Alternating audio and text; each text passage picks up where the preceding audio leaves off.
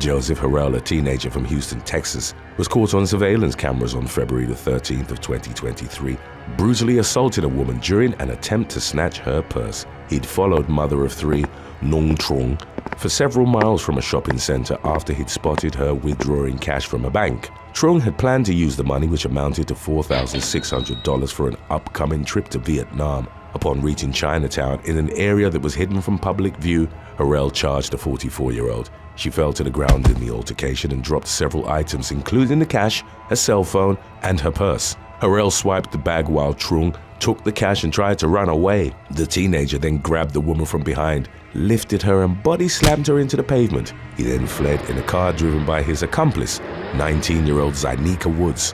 Trung was left paralyzed from the waist down after suffering a fractured spine and other severe injuries. She subsequently started a GoFundMe, which as of late March of 2023 had drawn in over $310,000 in donations. Harell was out on bond for an unrelated weapons charge at the time of the attack on Trung. Just over a week later, he and another suspect allegedly stole a woman's purse in southeast Houston. The victim and her husband were able to track him down via AirPods that were in the bag. They then called 911, and as they waited for the authorities, Harell allegedly confronted the victim and threatened her with a handgun. He was arrested, and the police subsequently connected him to the attack on Trung as well. They'd managed to find surveillance footage of the vehicle that Harell and Woods had used in the violent robbery. Woods was subsequently detained for a traffic violation, and upon being questioned by detectives, confessed to the Trung robbery, implicating Harell as well. They were both charged with robbery, while Harell was also charged with aggravated assault.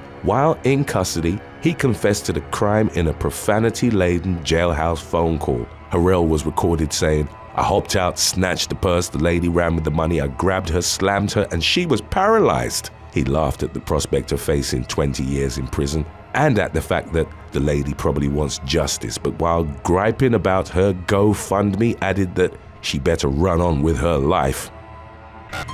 Number 8. Sierra Zerbe.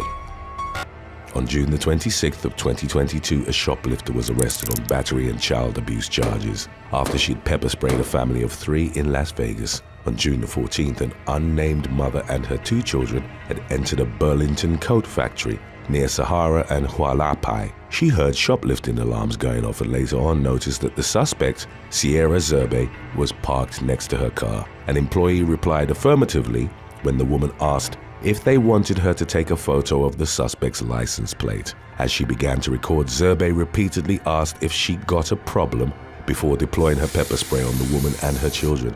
Zerbe then drove off, but her vehicle was subsequently located at an apartment complex near Maryland and Pyle. She was arrested and taken to the Clark County Detention Center. Number 7. Terry McAnthony McMillan Jr.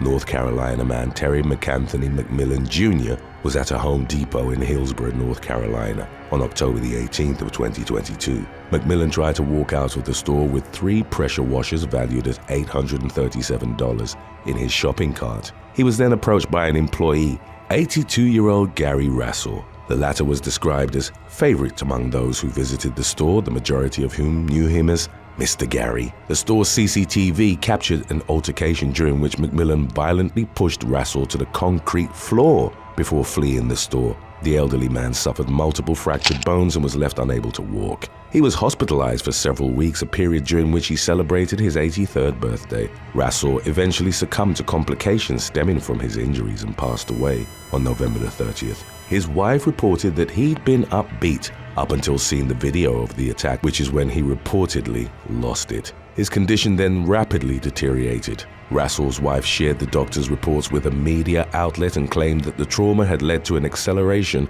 of fibrosis. McMillan was arrested without incident by the Hillsborough Police Department and charged with first-degree murder and robbery. Updates from late January of 2023 indicated that the district attorney wasn't seeking the death penalty against McMillan, meaning that the maximum sentence he could face was life in prison without parole. Number 6. Tatsuma Hiro. Over 6,000 police officers were dispatched in April of 2018 on the small island of Mukaishima, Japan, after an inmate had escaped from a low-security prison in Ehime. 27-year-old Tatsuma Hiro was at the time serving a 5.5-year sentence for theft in a facility where inmates were free to walk around without walls or fences. He fled on April the 8th while working in the prison's shipbuilding yard. The wanted man embarked on a petty theft spree during his flight from justice. The items included socks, a mobile phone, a wallet, a pair of sandals, and a car. In the latter incident, Harell left the owner a note that read, "I'm borrowing your car, but I'll never damage it." He drove the vehicle through the bridge and highway system that connected Ehime to neighboring islands before eventually reaching Mukashima. Law enforcement used thousands of officers, as well as dogs, drones, and helicopters, but in spite of the island only measuring 8.5 square miles, they were unable to locate Harell. The hilly landscape obstructed aerial detection, and there were over 1,000 vacant holiday homes which the police couldn't enter without search warrants. Harell was ultimately caught towards the end of April at a train station in Hiroshima, roughly 40 miles away. He reportedly told officers upon being taken back into custody that he'd swum to the mainland. Number 5. Michael Dunn. On October the 3rd of 2018, Cristobal Lopez, of no fixed address at the time, walked into a Vets Army Navy surplus in Lakeland, Florida. The store was managed by Lakeland City Commissioner Michael Dunn. CCTV would show the two men engaging in a physical altercation at the front door after 50-year-old Lopez had been caught shoplifting a hatchet. In the footage, Dunn pulled the petty thief back by his t-shirt as he struggled to get away while having a Glock handgun pointed at him the entire time. Dunn eventually shot the man twice in the torso. Lopez fell to the pavement outside the store, where he remained unattended for several minutes. He'd already died by the time that law enforcement arrived at the scene. The police determined that Dunn's actions fell outside Florida's stand your ground law, which allowed an individual to use deadly force if they were in imminent danger. The footage of the altercation didn't support that notion, and within a month of the fatal shooting, Dunn was indicted on charges of second-degree murder. His legal team argued that he'd shot Lopez out of fear that he was going to strike him with the hatchet. In March of 2021, Judge Donald Jacobson dismissed that argument and determined that there was clear and convincing evidence that deadly force was not justified at the time. Dunn eventually made a deal with the prosecution only a few days before jury selection for his trial was due to begin. He pleaded guilty to manslaughter and was sentenced to 3 years in prison, to be followed by 10 years of probation and 200 hours of community service. Number 4. Nathaniel Ferguson. When 49-year-old Nathaniel Ferguson was taken into custody by officers in Cleveland, Ohio in the winter of 2015, the South Euclid Police Department quipped that it was a moment worthy of inclusion into the Guinness Book of Records. The incident had marked the petty thief's 109th arrest. Since 1984, he'd given the police over 2,000 aliases, most of which were varied spellings of his name. At the time of his most recent arrest, he had 3 outstanding warrants with South Euclid Municipal Court and was wanted by multiple police departments. His 109th run-in with the law had involved Ferguson stealing an armful of teeth-whitening products from a CVS drugstore. He fled in a green Mercury and was later pulled over. He gave officers his brother's name upon being questioned, but given his criminal history, was eventually recognized. A search of his vehicle produced the stolen CVS items as well as 2 crack pipes. Ferguson was charged with theft, falsification, criminal trespass, and possession of drug paraphernalia. Number 3. James Pringle. A man who came to be known as New York City's most prolific criminal was denied bail for the first time in August of 2022. The NYPD quipped that James Pringle had amassed frequent flyer miles due to laws that offered bail only for serious offenses. The man had a staggering 167 arrests on his record, dwarfing the rap sheet of the offender closest behind him, who counted 101 arrests in New York City. Pringle's criminal past included 1 felony conviction, 88 misdemeanors, and 37 citations for failure to appear in court. The most recent incidents for which he'd gotten in trouble with the law included exposing himself at a CVS, swiping a tip jar from an 102nd Street cafe, and running after a person with a stick while yelling that he would kill them. When a judge finally required Pringle to make bail in February of 2022, they were quoted as saying, "It would take me all day to go through this rap sheet." 39-year-old Pringle's latest arrest occurred after he'd been caught stealing dozens of items worth an estimated $450 from a Rite Aid on the Upper East Side. The fact that he was denied bail during an August court appearance was notable, as it contrasted New York's recent reform laws that made it easier for repeat offenders to be bailed out. It was argued that Pringle would only appear in court following an arrest and had repeatedly failed at following the law even though he had been given every opportunity. Number 2. McKenna Finley. On November the 14th of 2022, Nevada woman McKenna Finley was captured on CCTV at a Walmart in southeast Las Vegas, carrying a silver revolver in her right hand.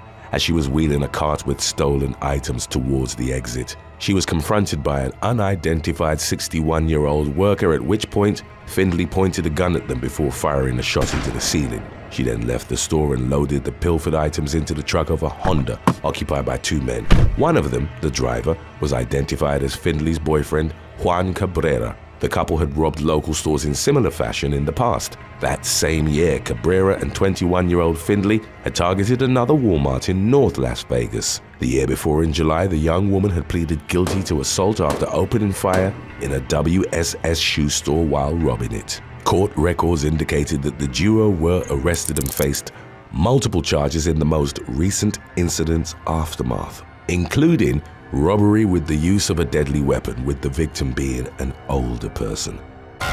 In the fall of 2016, law enforcement in the Bronx borough of New York City arrested a woman who'd been accused of stealing $100 from a wheelchair-bound elderly grandmother. As shown by surveillance footage, 37-year-old Adrienne Terry had been standing behind Bernice Starnes, who was in a wheelchair due to a broken hip. Terry slowly walked around in front of her. Starnes later reported that she'd said good morning to the woman, who was nearly 50 years younger. In the moments that followed, Terry snatched her purse and said, "Now it is a good morning," before sprinting down the street. A witness reportedly heard the thief taunting the elderly woman about her inability to run after her as she fled. Terry, who'd made off with cash and the victim's bank card, was later captured on CCTV throwing a handbag in a trash bin nearby. She was eventually identified and arrested on larceny charges. Number 9. Billy Joe Martin. In January of 2023, Arizona man Billy Joe Martin was taken into custody by law enforcement in Miami, Florida, for punching and stabbing a gas store clerk over a can of beer. The incident took place at a gas station in the 500 block of Northwest 79th Street. Martin was confronted by the clerk after pocketing a beer from the fridge. He became aggressive, went into the glass-covered area where the worker was, and proceeded to repeatedly strike him with his fists and a knife. The attack was recorded by surveillance cameras, and the unnamed clerk fought back. 39-year-old Martin left the glass-covered area with a pack of cigarettes, at which point the worker locked himself in the enclosure and also locked the gas station doors before calling 911. Martin was trapped inside as law enforcement headed to the store. He refused to cooperate and was tasered by one of the responding officers before being taken into custody. The clerk was transported to a hospital with injuries to his head and torso, but was subsequently reported as being in stable condition. Martin continued behaving aggressively after his arrest, as he reportedly hit his head on the cruiser's plexiglass partition, spat on the officer, and launched a tirade of racial and ethnic slurs. He was charged with attempted murder, armed robbery, and battery on a law enforcement officer.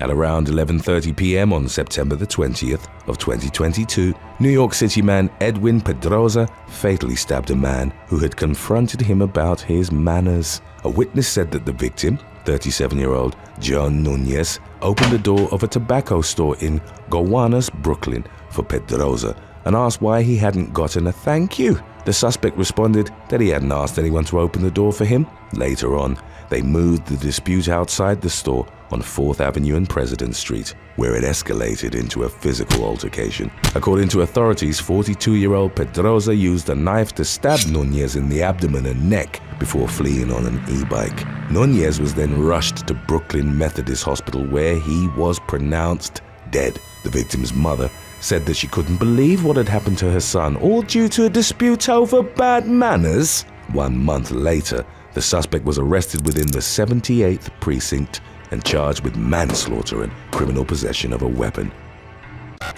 Number 7. Wilson Patricio Chaba.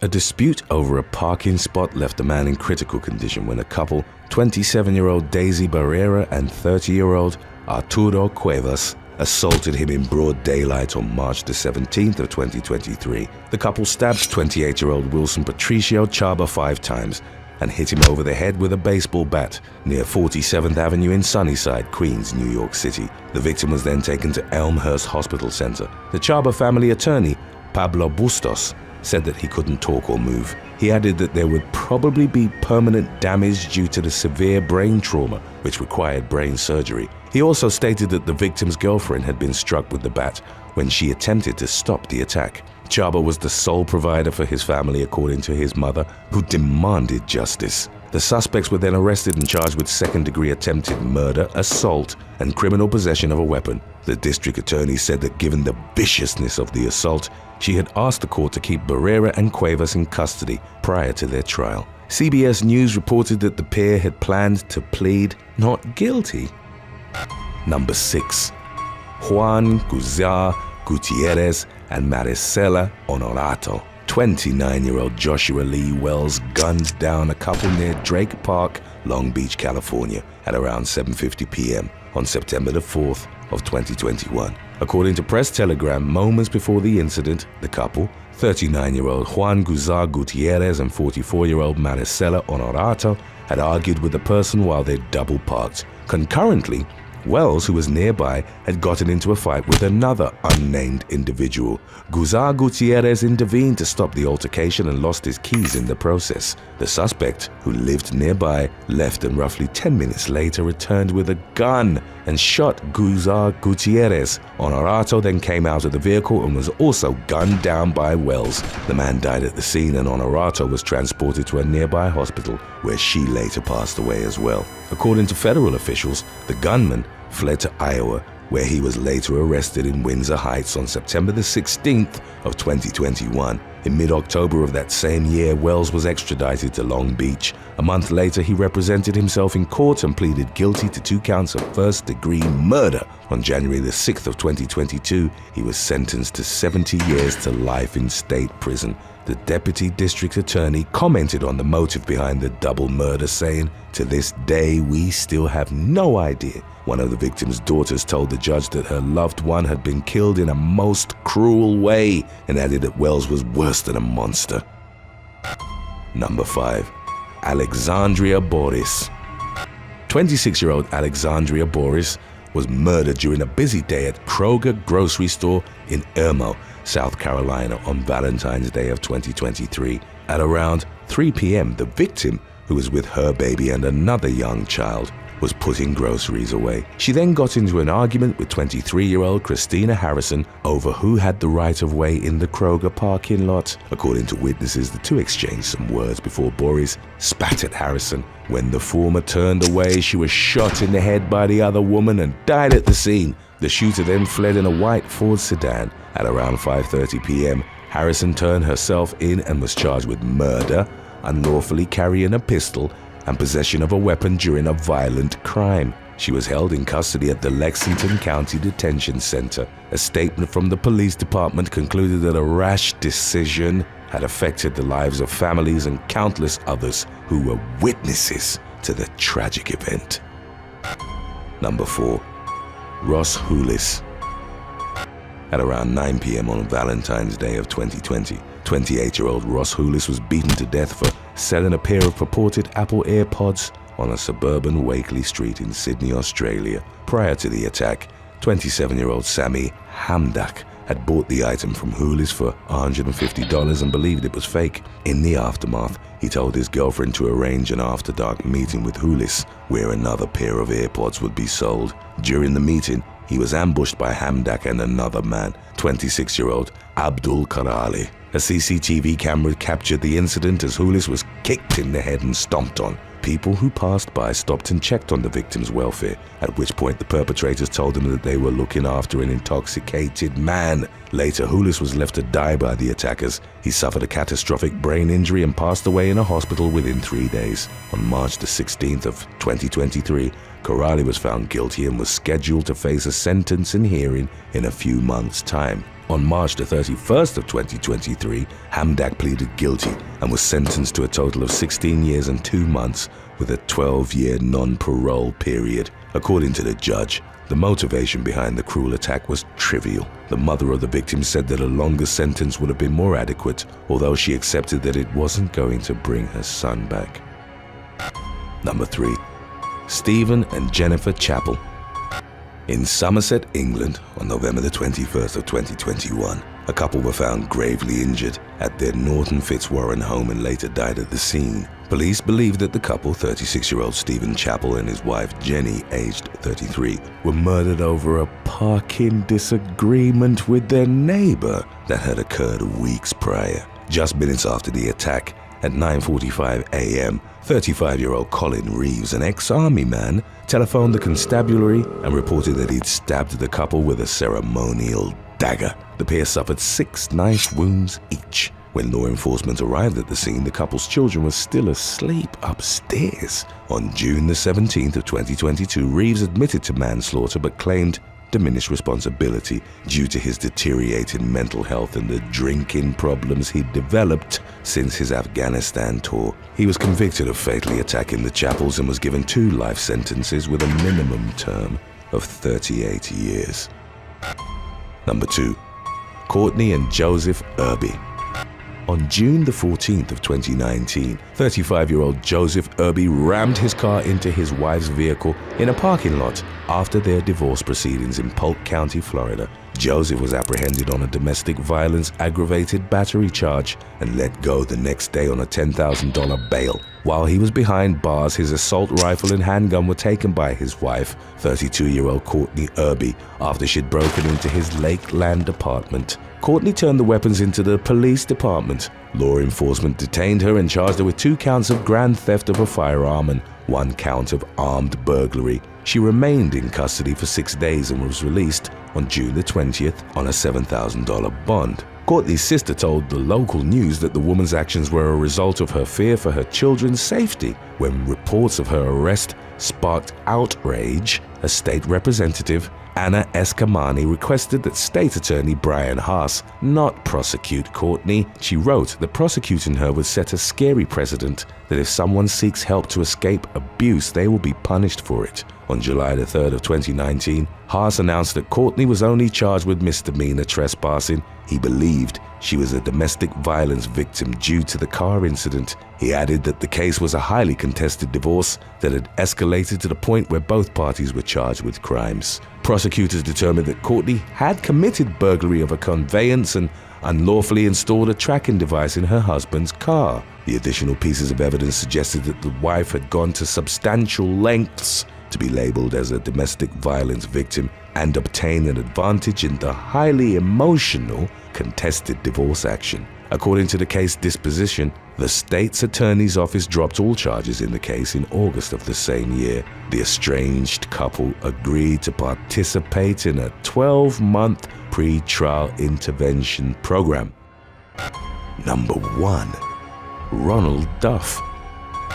In Natrona, northeast of Pittsburgh, Pennsylvania, a mentally disabled man was fatally beaten for spilling a bowl of soup on the night of October the 14th of 2012. The next day, the authorities discovered 60-year-old Ronald Duff unresponsive on a couch with 4 broken ribs, 20 injuries to his body and 30 to his head. According to the police, the victim's brother, 56-year-old Larry Duff, together with 22-year-old Jason Link, claimed that the man had fallen down the stairs of the home they shared in Harrison Township. Larry and Jason were arrested and initially charged with neglect of care of a dependent person. The pair later admitted that they'd punished Ronald because he was difficult to manage. The suspect said that the victim would expose himself, urinate and defecate on himself. The pair pleaded guilty to involuntary manslaughter, and Larry was sent to prison for 3 to 6 years, while Jason was given a sentence of 22 to 44 months.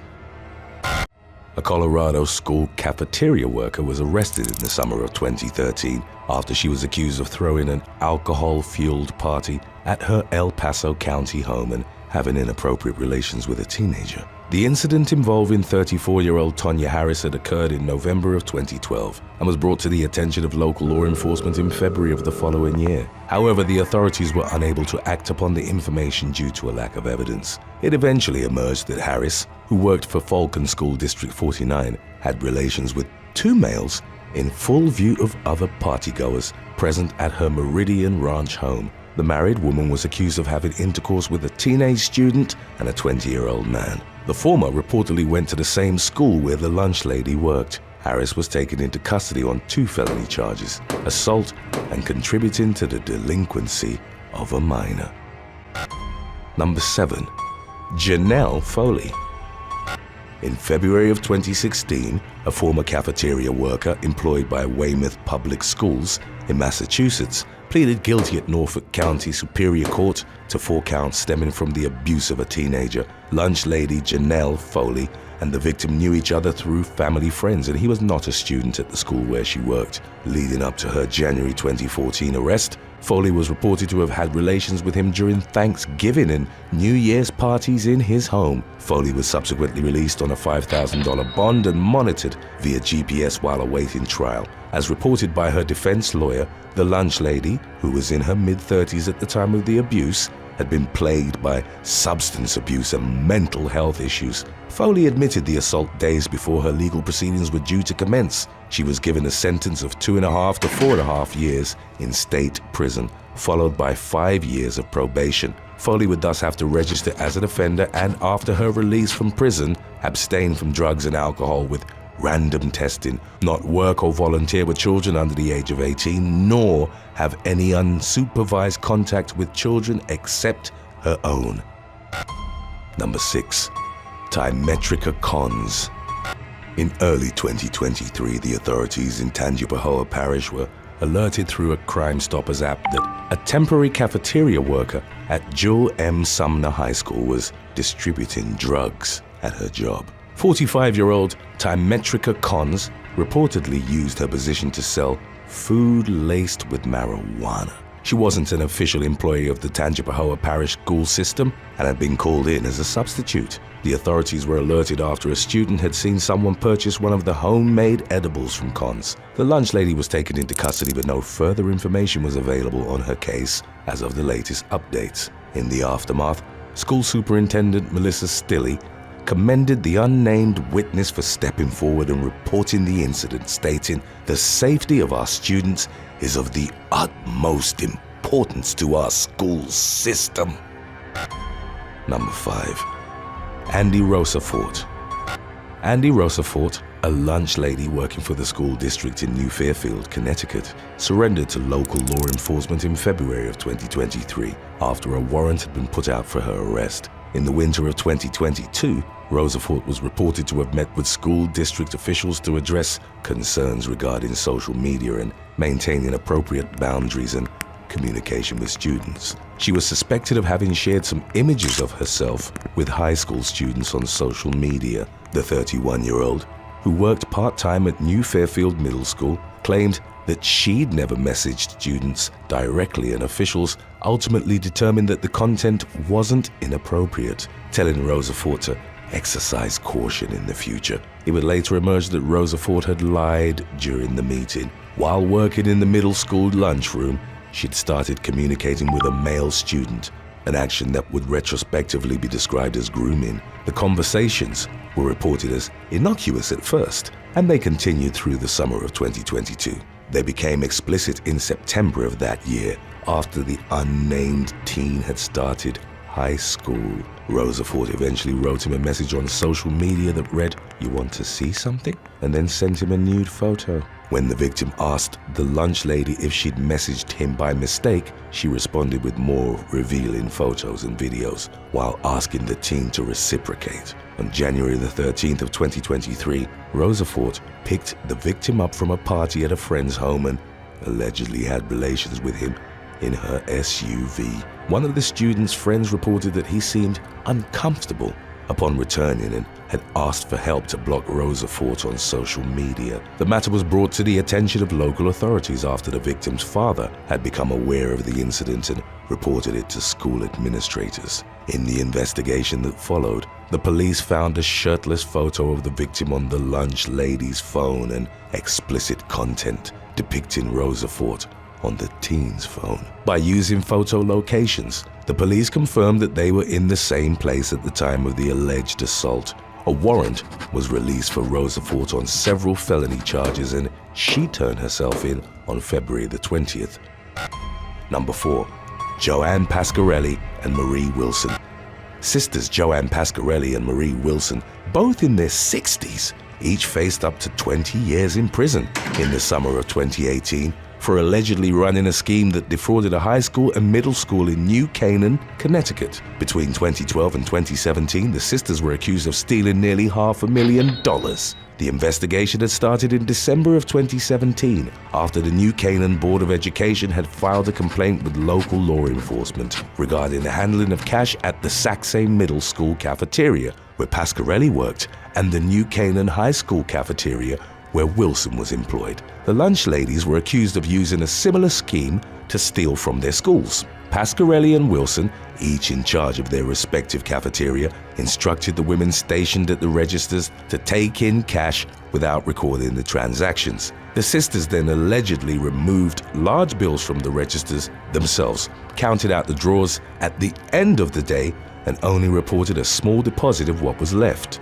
Bruce Gluck, the director of food services at Wilson's high school, was also implicated in the scandal. Like the sisters, he was charged with first-degree larceny. Through her lawyer, Wilson claimed that she was innocent and being made into a scapegoat. Updates on the case indicated that the sisters had pleaded not guilty to their charges and were awaiting trial. Number 3. Brooke Wilson Johnson. A lunch lady from Grand Rapids, Michigan, was arrested in 2013 on misdemeanor charges of disorderly conduct and aiding and abetting delinquency. 18-year-old Brooke Wilson Johnson was hired through West Michigan Janitorial Service and had begun working at campus at 710 Benjamin Avenue Southeast that school year. On October the 7th of 2013, a fourth grader reportedly cursed at Wilson Johnson. In retaliation, as indicated by a police report, the lunch lady offered $1 each to 3 students, 2 boys and 1 girl, to rough up the other child. The victim complained that he was pushed, bumped, thrown out of his seat, and had his food taken. According to records from the Grand Rapids School Public Safety Office, he then ran to Resource Officer Renee Lance and asked for help, reportedly telling her, "That lunch lady is giving kids $1 to beat me up."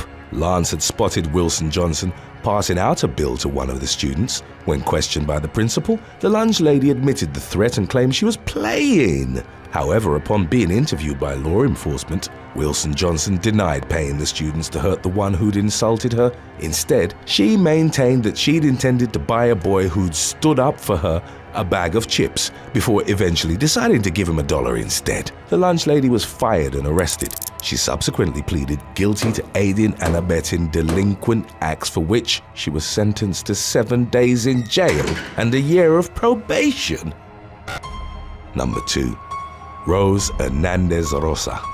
In the early hours of September the 24th of 2021, the police in Haines City, Florida, were called to the home shared by 38-year-old Rose Marie Hernandez Rosa and her boyfriend, Juan Candelaria. Upon arriving at the residence, officers found 34-year-old Candelaria lying dead in the bathroom in a pool of his own blood. An autopsy would later determine that he'd bled out from a severed artery caused by a single puncture wound in the area of his left collarbone. Hernandez Rosa, who worked as a lunch lady in Polk County, initially told detectives that she and Candelaria had been involved in a physical altercation earlier in the evening. She claimed to have called 911 after finding her boyfriend face down in the bathroom. Upon being shown a photo of his wound, the woman admitted that she'd stabbed him with a pair of scissors prior to running in the bedroom and locking the door. Hernandez Rosa gave several accounts about what she'd done with the scissors in the aftermath, including one variant in which she claimed to have thrown them in the community dumpster. The murder weapon was never found. The lunch lady maintained that she'd acted in self-defense, but detectives determined she hadn't suffered any injuries during the altercation. She was arrested on charges of second-degree homicide and tampering with evidence. Hernandez, Rosa, and Candelaria had a long history of domestic violence, and their neighbors reported that they fought on a daily basis. The accused killer herself noted that she and her boyfriend hadn't slept in the same room for months because of their frequent rows. Number 1. Dawn Marie Bay.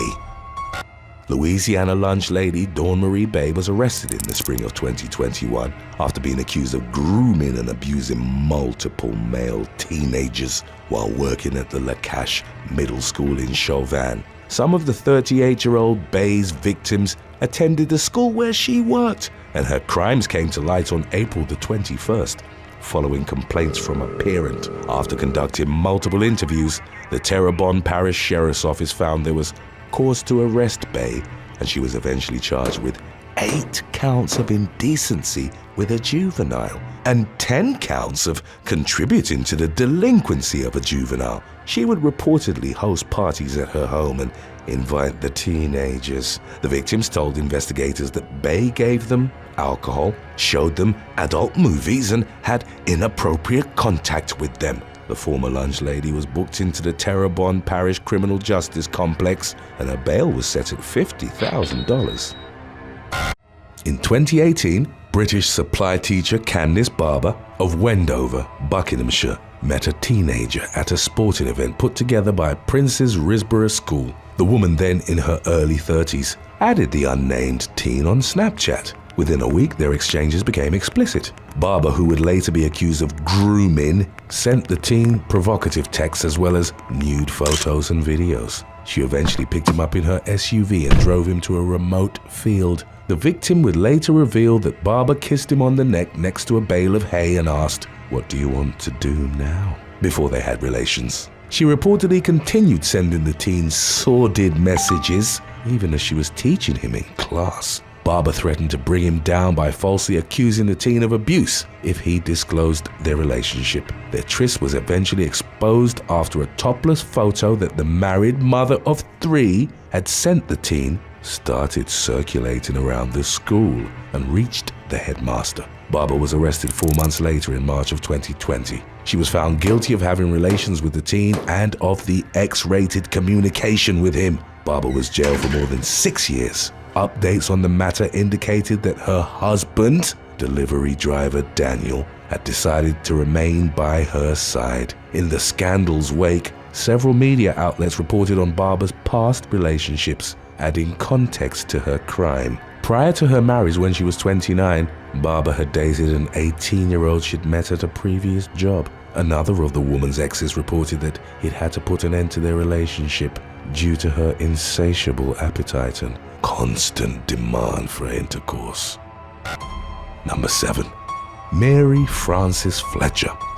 California woman Mary Frances Fletcher, also known as Debbie Fletcher, was arrested in February of 2017 after it emerged that she'd had unlawful intercourse with 3 players from the Mount Shasta High School football team. The case would receive nationwide attention and was documented in publications such as the New York Post and the LA Times. 42-year-old Fletcher had reportedly met the male teenagers while working with the football team's photographer. The illegal relationships that developed included texts, which were later used as evidence, and meetups outside of school grounds. Fletcher's messages indicated that she was trying to get the teens to keep quiet about their trysts. This resulted in a separate charge of dissuading a victim or witness. Siskiyou County Sheriff John Lope told the media that it was one of the more difficult cases he'd encountered during his 39-year career, remarking that it was pretty unusual for students to be exploited like this in the county's tight-knit communities. Fletcher eventually pleaded guilty in 2019 and was jailed for 6 months the following year. At sentencing, her defense argued that the woman's judgment was clouded at the time of the incident, as she reportedly had a drinking problem and was herself a victim of abuse. Number 6. Marian Zambrano. Florida woman Marian Zambrano was outside a restaurant at Lake Sumter Landing on Christmas Eve 2018 when she approached one of the establishment's employees. As later indicated by a police complaint, the intoxicated 64-year-old grabbed the unnamed man by the crotch area and tried to lower his pants. She proceeded to dance on him and grind her chest on his body. Zambrano then asked the worker to come home with her. The man shut down her advances, as reflected by surveillance footage and multiple witness reports. Zambrano hugged him, kissed his neck and whispered in his ear, but the worker kept his hands up and didn't touch her. He did reportedly offer to help Zambrano find a ride home, fearing that she would try to drive in her condition. In the incident's aftermath, the Lady Lake resident was arrested for battery and booked into the Sumter County Jail. She spent less than 3 hours behind bars before being released on a $1,000 bond. Number 5. Melanie Sykes. On May the 18th of 2013, English television presenter Melanie Sykes, aged 43, married her 27-year-old boyfriend Jack Cockins. A few months later in November, the latter called the police to their Hampstead home. Sykes was handcuffed and taken to a North London police station after Cockins had accused her of assault. In the altercation, he'd suffered unspecified injuries that didn't require hospitalization. The media personality was cautioned for the incident. In the aftermath, she filed for divorce from Cockins after less than 1 year of marriage. The caution was later removed from her record, and Sykes would accuse the police of mishandling her case by misleading her into believing that accepting the punishment was her best option. She began campaigning for better treatment of women spuriously accused of assault by their spouses who seek to financially and legally hurt them by doing so. Number 4. Laura Lanham. In March of 2012, technology consultant Willard Lanham was found guilty on 4 counts of theft and fraud after he'd stolen roughly $1.7 million from the New York City Department of Education. In recent years, he'd run 2 overbilling schemes to massively mark up the cost of subcontractors who'd worked for him, including his brother. The scandal also brought into mainstream attention the lifestyle of Willard's ex-wife, Laura, a self-described cougar with aspirations of becoming a reality star. The mother of 3 was a blogger on a site dedicated to life as a cougar, which she claimed to have fully embraced, following the separation from 58-year-old Willard 4 years prior. Because of financial constraints, the couple continued living together in separate rooms in a large house on Long Island, found on Laura Lane, a street built and named after the woman. She reported in a 2010 post that she felt empowered by the attention of younger men and that she was looking for fun and excitement with no ties. Laura had at one point posed for nude photos, which she sent to Playboy, before launching a pin-up calendar on her site, thehousewivesnextdoor.com.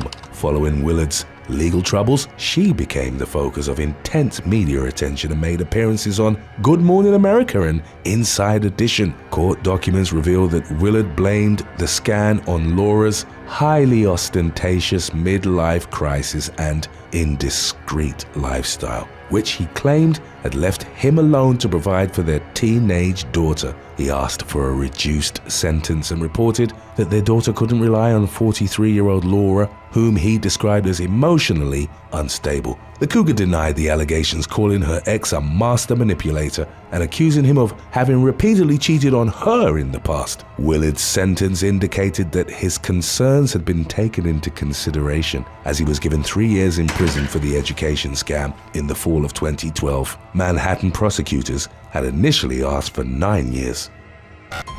Number 3. Maple Ridge Cougar. Law enforcement in British Columbia, Canada, cuffed the cougar in February of 2022 after the animal had been spotted prowling through a neighborhood in Maple Ridge. Royal Canadian Mounted Police officers and a conservation officer arrived near 230 Street and 118 Avenue on a Sunday afternoon after a resident had called about the cougar making its way into their backyard. Considering the fact that the animal was in a densely populated area in broad daylight, officers arrived at the scene expecting that they'd have to put it down. However, they were ultimately able to come up with a different solution. Officers asked residents to remain inside and they tranquilized the large feline. Handcuffs were temporarily placed on its paws until conservation authorities secured it for relocation. The commander overseeing the operation, who was only identified as Sergeant Heisler, spoke to the media and expressed his appreciation for the public's assistance in the successful relocation, adding, "We certainly did not want to see this beautiful creature euthanized." Number 2. Giovanni Wickramaratne.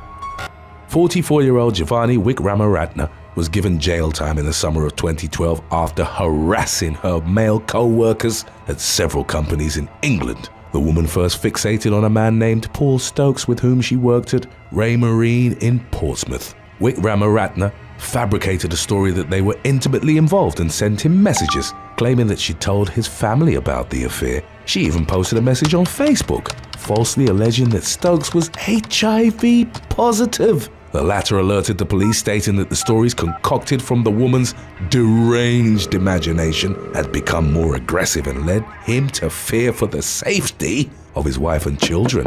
Wickramaratne was contacted by the police and asked to cease communication with Stokes, but she wrote back, revealing explicit details of their non-existent affair, referring to herself as the office cougar with whom the man was supposedly involved.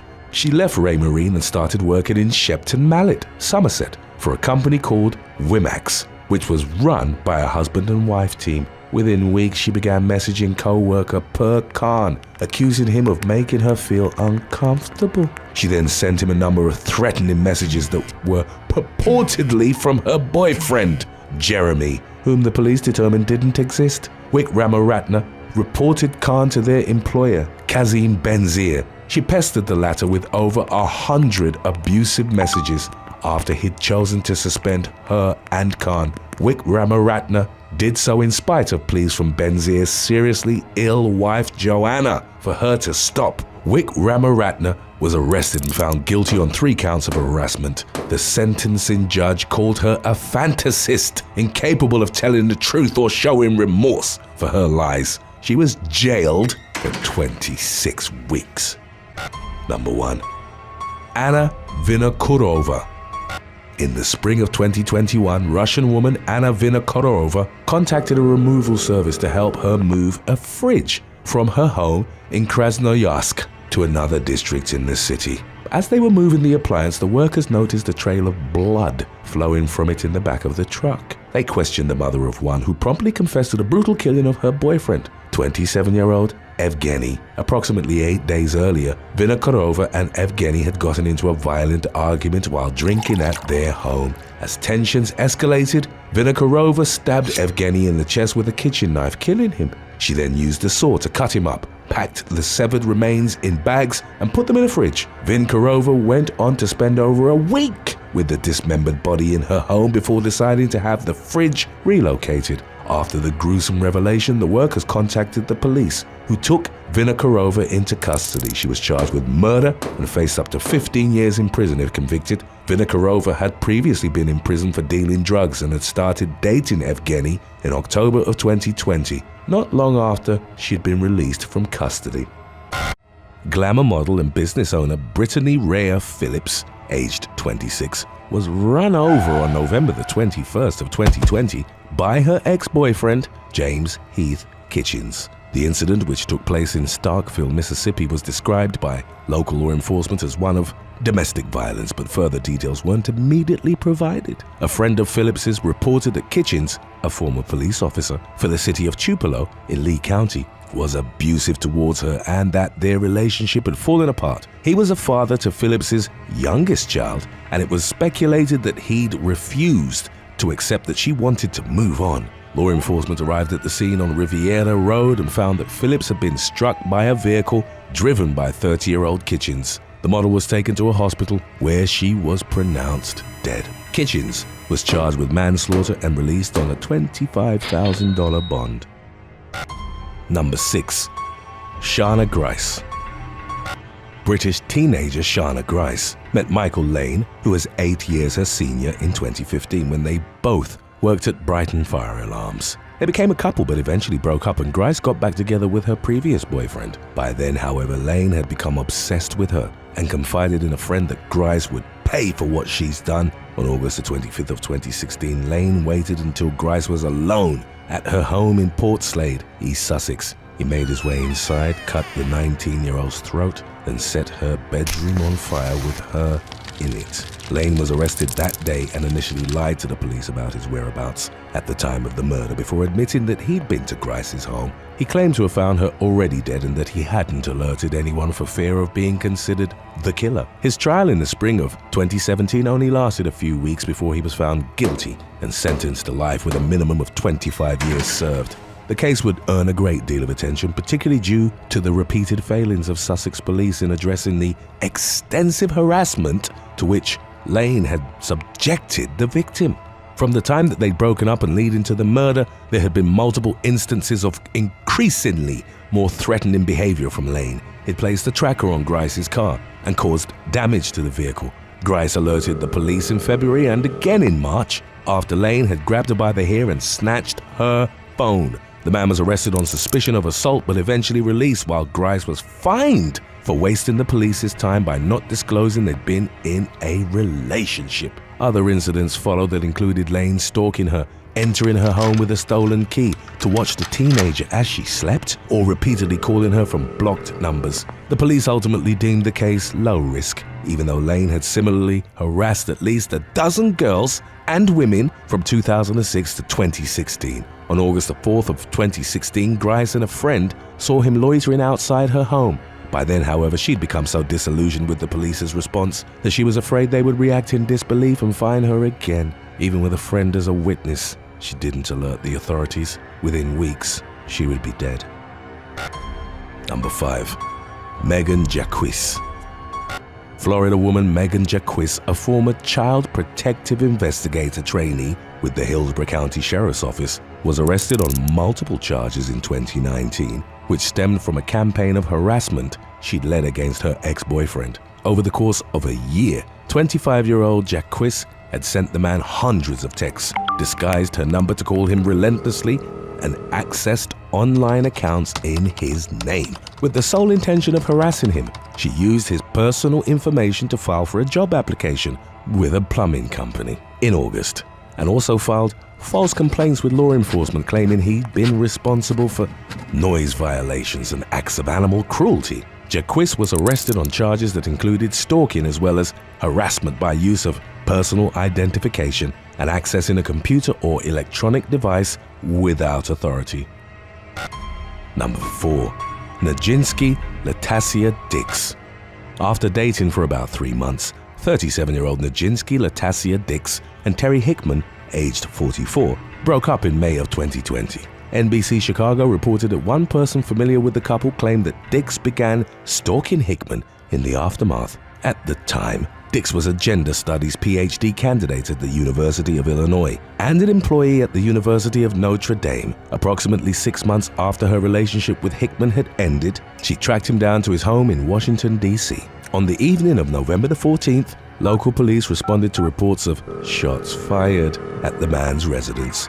Officers found Hickman suffering from gunshot wounds on the floor of his apartment, and Dix talking on the phone to her mother saying, "He pushed me and I shot him." Witnesses told law enforcement that they'd seen the former couple in the parking lot prior to the shooting. They then heard a woman screaming for help after multiple gunshots had rung out and saw Dix pacing on the balcony. Hickman passed away from his injuries. Dix was taken to a hospital where she told staff that she was experiencing memory loss. Doctors found an abrasion on the inside of her left lower lip but couldn't determine the cause and told investigators that the woman didn't appear to have been physically assaulted. While she was questioned at the station, Dix asked detectives to show her items that might unblock her memory. Upon being handed a photo of Hickman, she started crying and repeatedly asked for it to be taken away from her, saying, "You don't do people you love like that. That's not love." She was charged with second-degree murder, and her case was ongoing according to updates on the matter.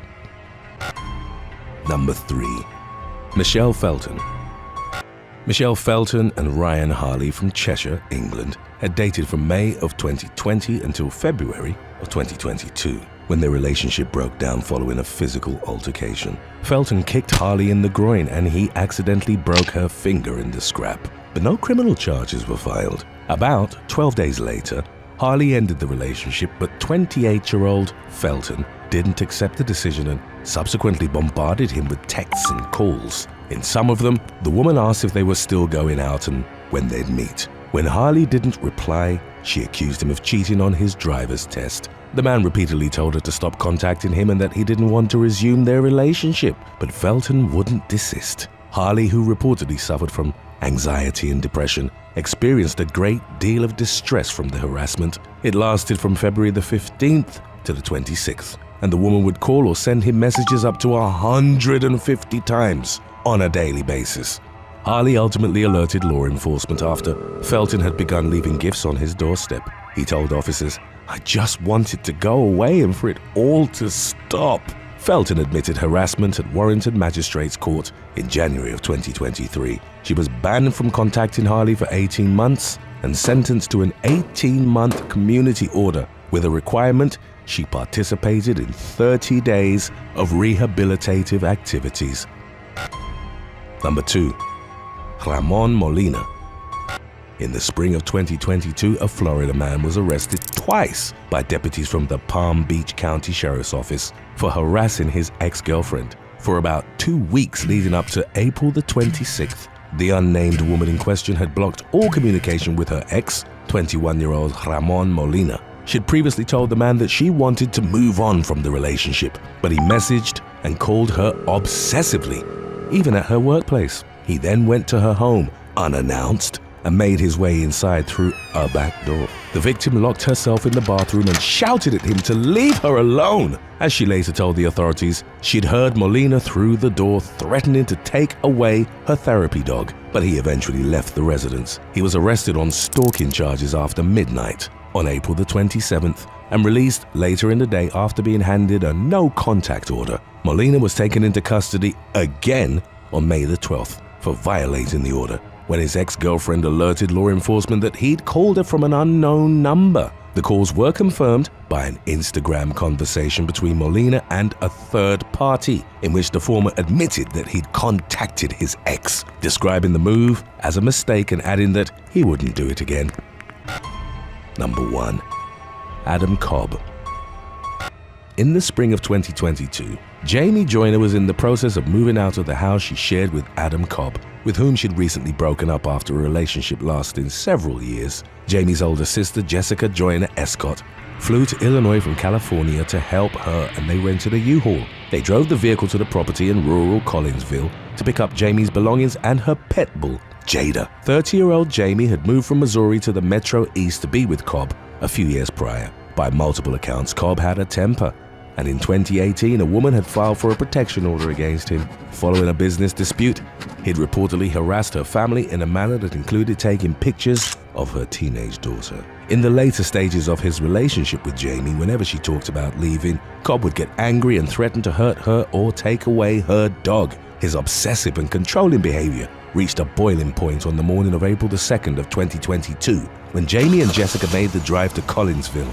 At around 10:30 a.m., a 911 call was placed in which a woman was heard screaming, followed by the sound of gunshots. Responding officers found both sisters and Jada shot dead on the property, while the U-Haul was still parked in the driveway. Based on the proximity of a cell phone to Jamie's body, law enforcement determined that she'd made the call. 32-year-old Cobb became the main suspect in the killings. He'd fled the scene and later that same day engaged the police in a car chase through central Illinois. As shown in body cam footage, subsequently released by the authorities, he eventually stopped his partially disabled pickup truck on US Route 51 north of Panna. Cobb exited the vehicle and pointed a handgun at state troopers, at which point he was shot.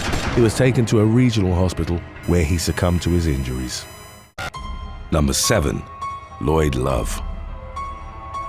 On October the 20th of 2022, security guard Lloyd Love was only a few days into his job at American Eagle Protection Services in Aurora, Colorado, when he tried to cash a paycheck of $165. The transaction wouldn't go through because his name had been misspelled as Lloyd K. Love instead of Lloyd C. Love, according to an affidavit. He immediately called Patricia Johnson, who co-owned the firm with her 52-year-old husband Marvin, and demanded a new paycheck. Patricia told him that the initial check had to be accounted for before a new one could be issued. Love traveled to the Raytheon facility where Patricia worked as an outdoor security guard and confronted her. Marvin arrived not long afterwards and tried to resolve the matter, reportedly telling his wife to write a new paycheck. As the conversation unfolded, 35-year-old Love suddenly brandished a handgun and shot Marvin in the face, killing him on the spot. He then fled the scene and called his girlfriend to pick him up, subsequently telling her he'd done something stupid and that the less she knew, the better.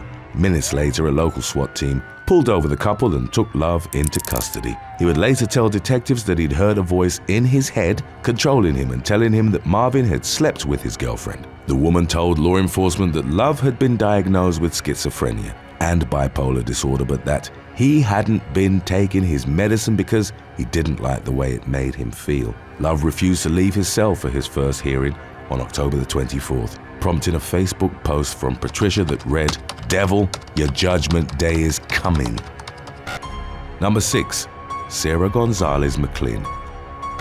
On January the 19th of 2014, the lifeless body of Kansas man Harold Sasko was found on the living room floor of his Lawrence home. He'd been drugged into his submission, his wrists and ankles were zip-tied, and his neck had been slashed so deep that he was nearly decapitated. Sasko's blood was smeared on the walls and used to write the word freedom. At the time, the man was living with 19-year-old Sarah Gonzalez McLean, whom had worked for him at one of the 3 Cece's Pizzas restaurants he owned. The teenager was missing when the police found Sasko's body, as was the man's 2008 Nissan Altima. 6 days after the murder, Gonzalez McLean was found living in the vehicle parked at a campground in Everglades National Park in Dade County, Florida. She was taken into custody and confessed to plunging a knife into Sasko's neck because she wanted to know what it felt like to kill. During the trial that followed, her defense argued that she was not guilty by reason of insanity after a psychologist they'd hired claimed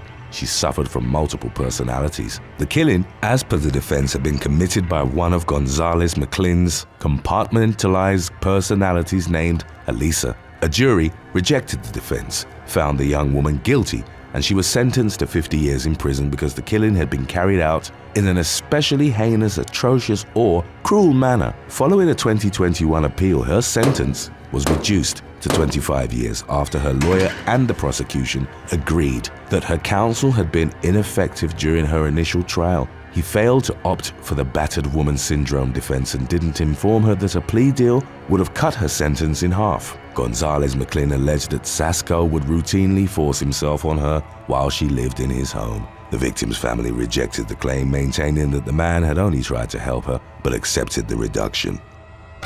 Number 5.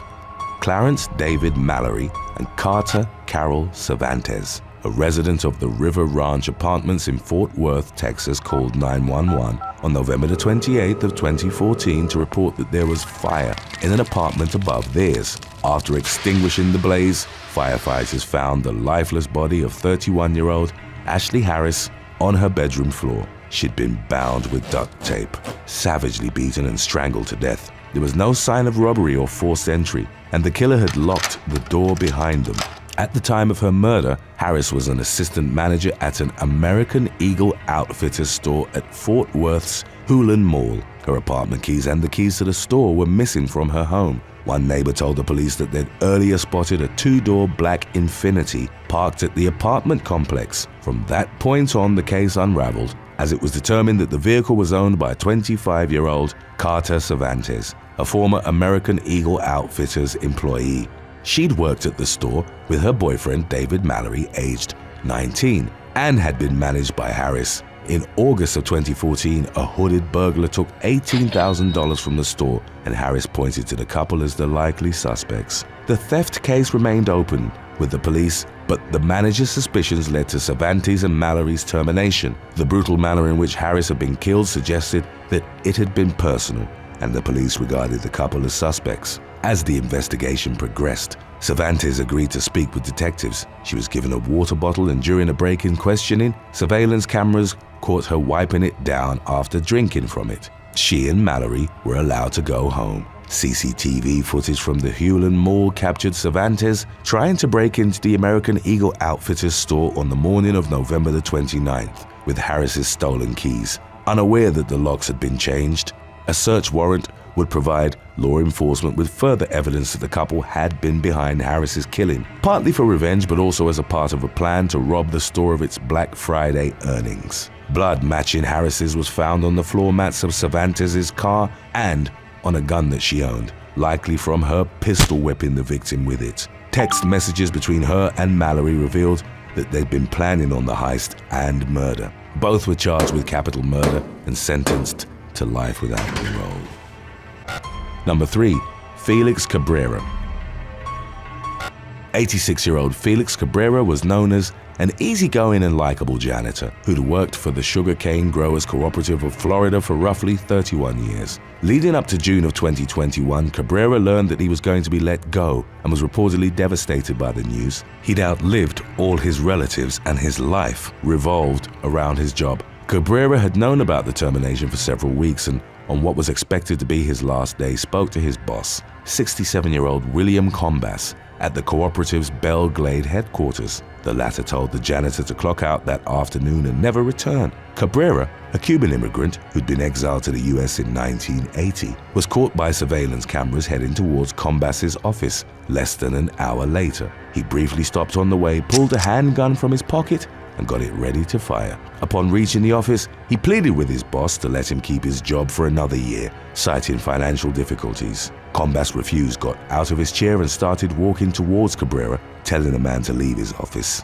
In the moments that followed, the janitor brandished the weapon and shot his boss multiple times. Combas was found bleeding by responding law enforcement and later succumbed to his injuries. Cabrera was arrested at the sugar mill and later told investigators that he'd felt disrespected by the way in which Combas had talked to him in front of other employees. He was charged with murder and, as of the latest updates, had been expected to undergo a mental health evaluation.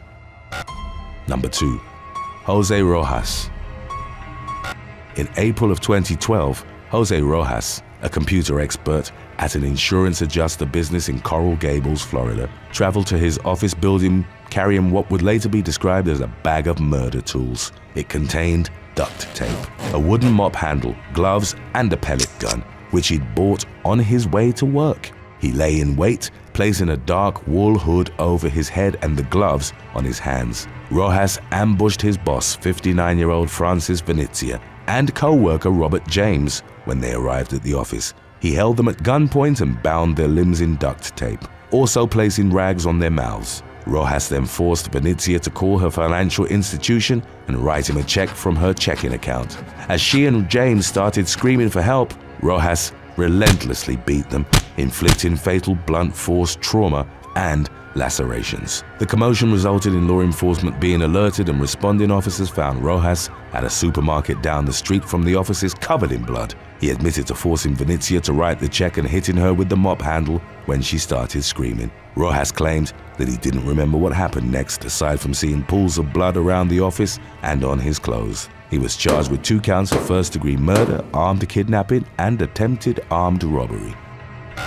Number 1. Fang Lu. Mao Yi-sun and Mi Shi-sun were gunned down along with their sons Titus and Timothy on January the 30th of 2014 at their home in Houston, Texas. All were found in separate bedrooms with gunshot injuries to their heads in an incident that shocked the city's Chinese community. Investigators learned that Mao Yi had previously had an argument with a man by the name of Fang Lu. The latter had asked that Mao Yi, his boss, support him as he tried to transfer to a different department within the oil and gas company Cameron International Corporation. Lu was angry at Mao Yi, suspecting that he hadn't made the recommendation and instead said derogatory things about him. He noted colleagues started treating him differently. A day after he'd asked for the promotion, Lu told conflicting stories to the authorities about a gun he'd purchased and later returned to a store without a barrel. By the time an arrest warrant was issued, he'd already traveled back to his native China. Subsequent DNA analysis confirmed his presence at the Sun crime scene, but law enforcement feared they'd never make the arrest. On September the 11th of 2022, over 8 years after the Sun family murders, Lu was taken into custody only minutes after arriving in San Francisco from China. One member of the community representative Houston Chinese Alliance claimed that the arrest opened up further questions, including if Lu had returned to the US before or why he'd taken the risk of coming back in the first place. Cleveland firefighter William Walker was fatally shot in the driveway of his Euclid Green home on November the 3rd of 2013. His wife, 42-year-old Yoloma Curry, dialed 911 and reported that someone had shot her husband. According to local police, when responders arrived at the scene, the 45-year-old man who was bleeding profusely was being tended to hysterically by his wife. It later emerged that he'd asked Curry, his longtime girlfriend, to marry him after she'd been diagnosed with stage 4 breast cancer. He'd planned for her to receive his health insurance benefits so that she could pay for treatments she couldn't afford. A year after the shooting, an individual came forward with information about the situation after authorities had offered a cash reward. Chad Paget, the boyfriend of Curry's daughter, was identified as a co-conspirator in the firefighter's murder. It was discovered that there was communication between Paget, his girlfriend, Jacqueline Hines, and a third person, 24-year-old Ryan Doughty. Police learned that immediately after Walker was shot,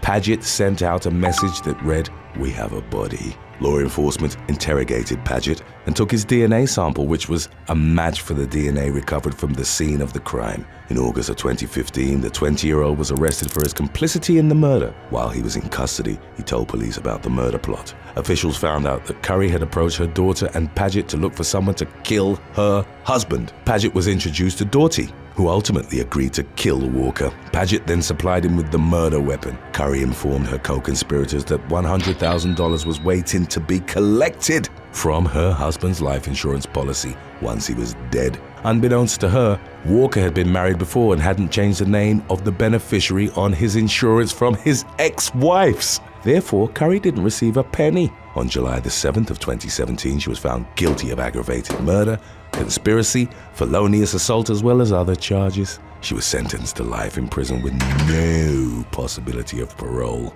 The other suspects each pleaded guilty and agreed to testify against the mastermind. Number 8. Andrew Clive Baldry.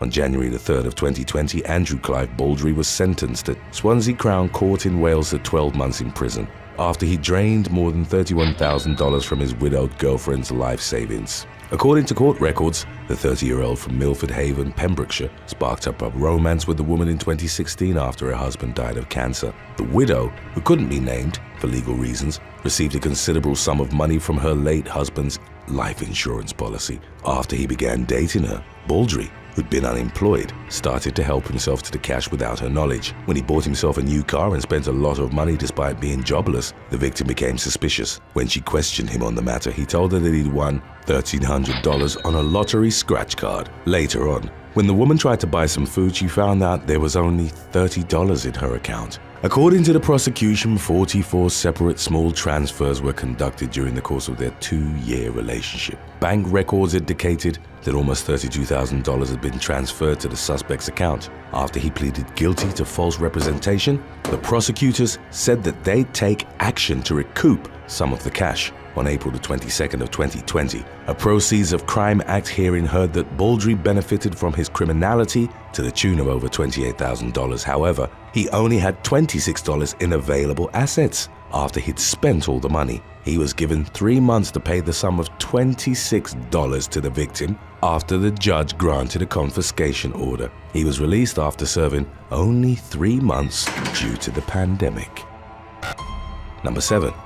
Cherry Thompson.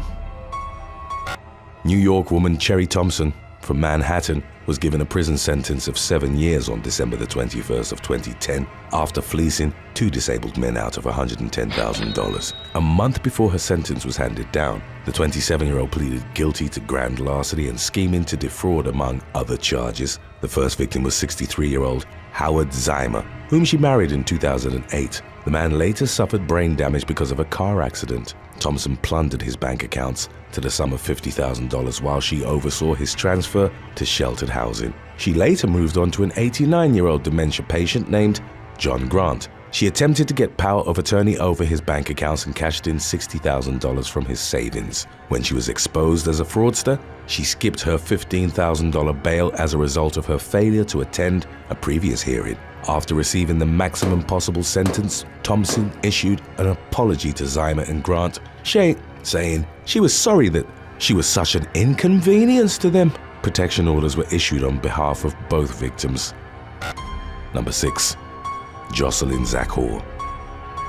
41-year-old Australian Jocelyn Zachor seduced 2 men and pilfered almost $590,000 from them between June and November of 2018. She reportedly used the money as fuel for her gambling addiction. Zakhor worked to gain their trust after meeting them through the dating app Tinder. She told them she needed money for a blueberry and tobacco business, and later tried to coax even more money by threatening to contact their spouses about their affairs. Zakhor collected approximately $554,000 from the first victim and $46,000 from the second. One of the men finally contacted the authorities after Zakhor sent him 240 emails that threatened his family. In 2019, she was sentenced to 4 years and 8 months behind bars. She filed to have her sentence reduced with the argument that the victims were stupid for believing her stories. The appeal was rejected on April the 12th of 2022.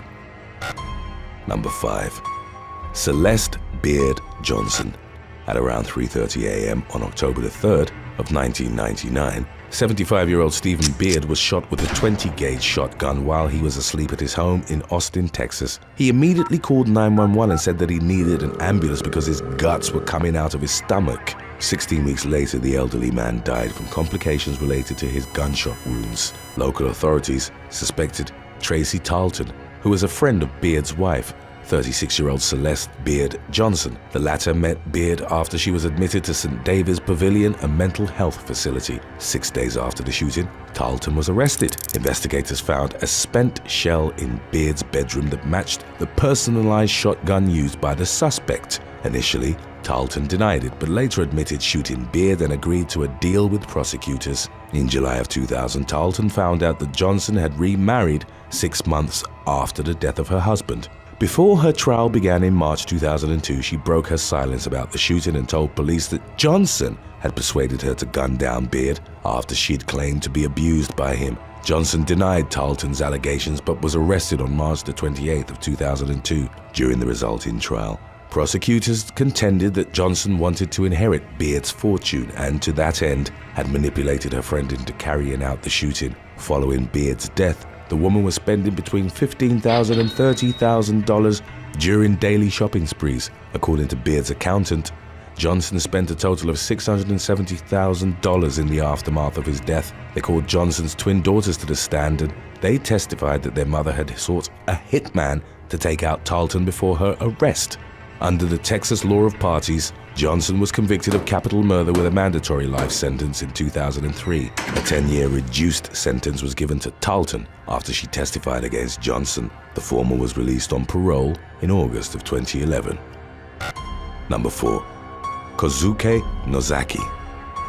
On May the 19th of 2021, the 25-year-old widow of a self-made Japanese billionaire and best-selling author was indicted by prosecutors for his murder. 3 years prior, on May the 24th of 2018, 77-year-old Kosuke Nozaki, who dubbed himself the Don Juan of Kishu, ingested an illegal stimulant drug. According to the resulting indictment, Nozaki was deliberately killed by his wife, 25-year-old Saki Sudo, just 3 months into their marriage. After the young woman's phone was analyzed, it was found out that prior to the drugging, she'd searched the internet about stimulants and how murders were made to look like death from an illness. Her phone's location data showed that she'd been in the same place as the suspect who was accused of providing the drug. In the hours before and after his death, camera footage of Nozaki's house showed that the couple were alone at the time. Prosecutors thus concluded that the businessman was poisoned by Sudo. On April the 28th of 2021, the latter was arrested on suspicion of murder as well as a violation of the stimulant drug control law. According to the Tanabe city government, she was entitled to a portion of Nozaki's assets worth almost $12 million following his death. On the day of her indictment, she was served another arrest warrant after she'd swindled a different man out of over $107,000 in January of 2016. Number 3. Emma Rain.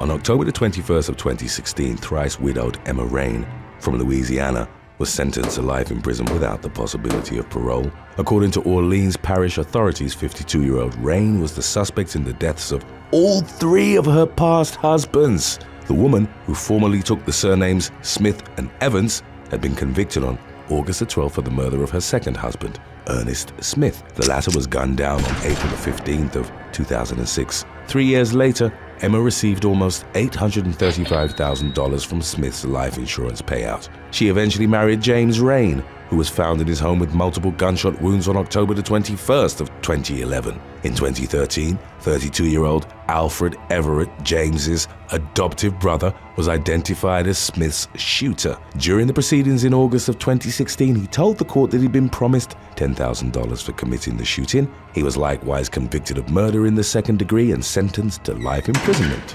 Additionally, it was alleged that prior to their marriage, James had conspired with Emma to eliminate Smith. Orleans parish prosecutors suggested that a life insurance payout was the motive and ultimately prevailed over the defense. 70 days later, Emma was sentenced on the 5th anniversary of James's death. One of the victim's family members wanted the day to stick in her mind. Number 2. Rukhsana Bibi and Muhammad Arif.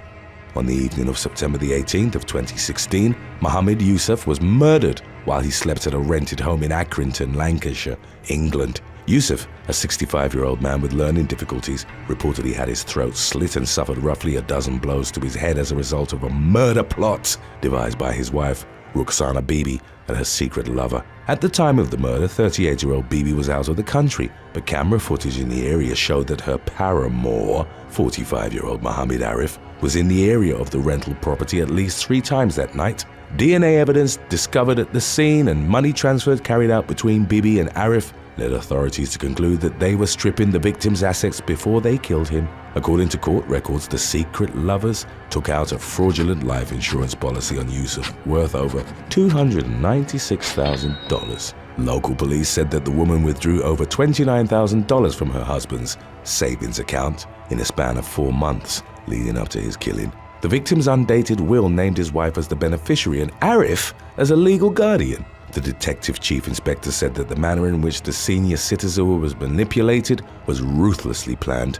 Bibi and Arif were convicted of murder and consequently jailed for life. The woman from Todmorden was given a minimum of 28 years, while her co-defendant from Accrington was ordered to serve at least 32 years before his eligibility for parole could be considered. Number 1. Raylyn Simonin. Arizona man Jack Vincent Pursley was found dead by the police in Sallisaw, Oklahoma on July the 27th of 2011. Law enforcement discovered the 37-year-old seated in a recliner with multiple gunshot wounds after they were alerted to his whereabouts by the Pinal County Sheriff's Department in Arizona. Pursley's wife, 23-year-old Raylyn Simonin, had reportedly been the one who informed county officials about him. Her testimony indicated that on July the 25th of 2011, a man who identified himself as a U.S. Marshal went to their home to arrest Pursley. 2 other men who were armed showed up afterwards and killed her husband. She claimed that after the shooting, the group of men kidnapped and assaulted her. On August the 1st of that same year, Sheriff Ron Lockhart said that 3 Sequoia County men had been arrested in connection with Pursley's murder. The suspects were identified as 51-year-old William Douglas Daniel, David Joseph Danilchuk, aged 52, and Craig Neil Hart, aged 54.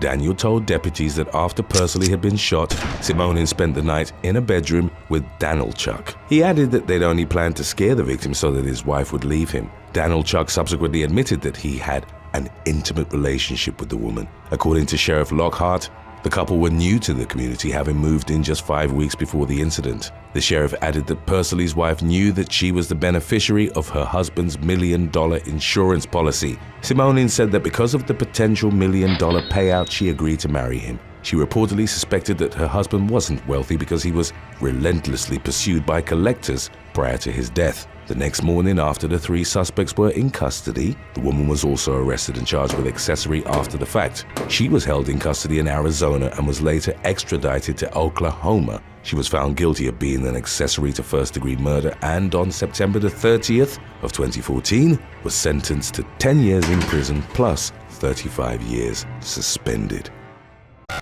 Number 8. Dana Johnson and Kiana Wilson. On December the 19th of 2018, Michigan women Dana Johnson and Kiana Wilson, aged 18 and 40 respectively, were stopped by loss prevention officers at a Target in Bloomfield Township. The duo had tried to walk away with a shopping cart containing roughly $1,900 in unpaid electronics, even though the store was filled with police officers at the time. The Bloomfield Township Police Department, along with Sylvan Lake, Kego Harbor, and Orchard Lake Police Departments hosted a Shop with a Cop event. Over a dozen members of law enforcement were at the scene, helping underprivileged children choose gifts for their families. Johnson and Wilson had tried to pull the ill-fated theft only feet away from them. Predictably, security personnel asked for police support and the two women were arrested on felony retail fraud charges. The Kego Harbor Police Department posted about the incident on its Facebook, adding a tongue-in-cheek comment that a special episode of Dumb Criminal Minds was likely being filmed live in the store. Number 7. Brielle Marshall.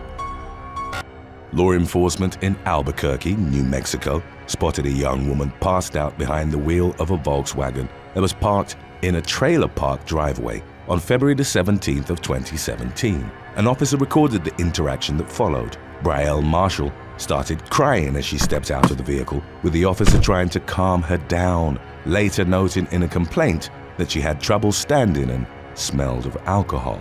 Marshall was uncooperative during field tests and at one point decided to prove her sobriety by doing 2 cartwheels. The officer warned her that she'd face arrest if she didn't stop, but Marshall ignored him and went for a 3rd display of acrobatics that ended with her falling to the ground. According to the complaint, as the officer tried to resume the field test, Marshall kicked him in the groin. He wasn't hurt, while the intoxicated young woman was taken into custody on charges of battery, aggravated DUI, and driving with an expired license plate.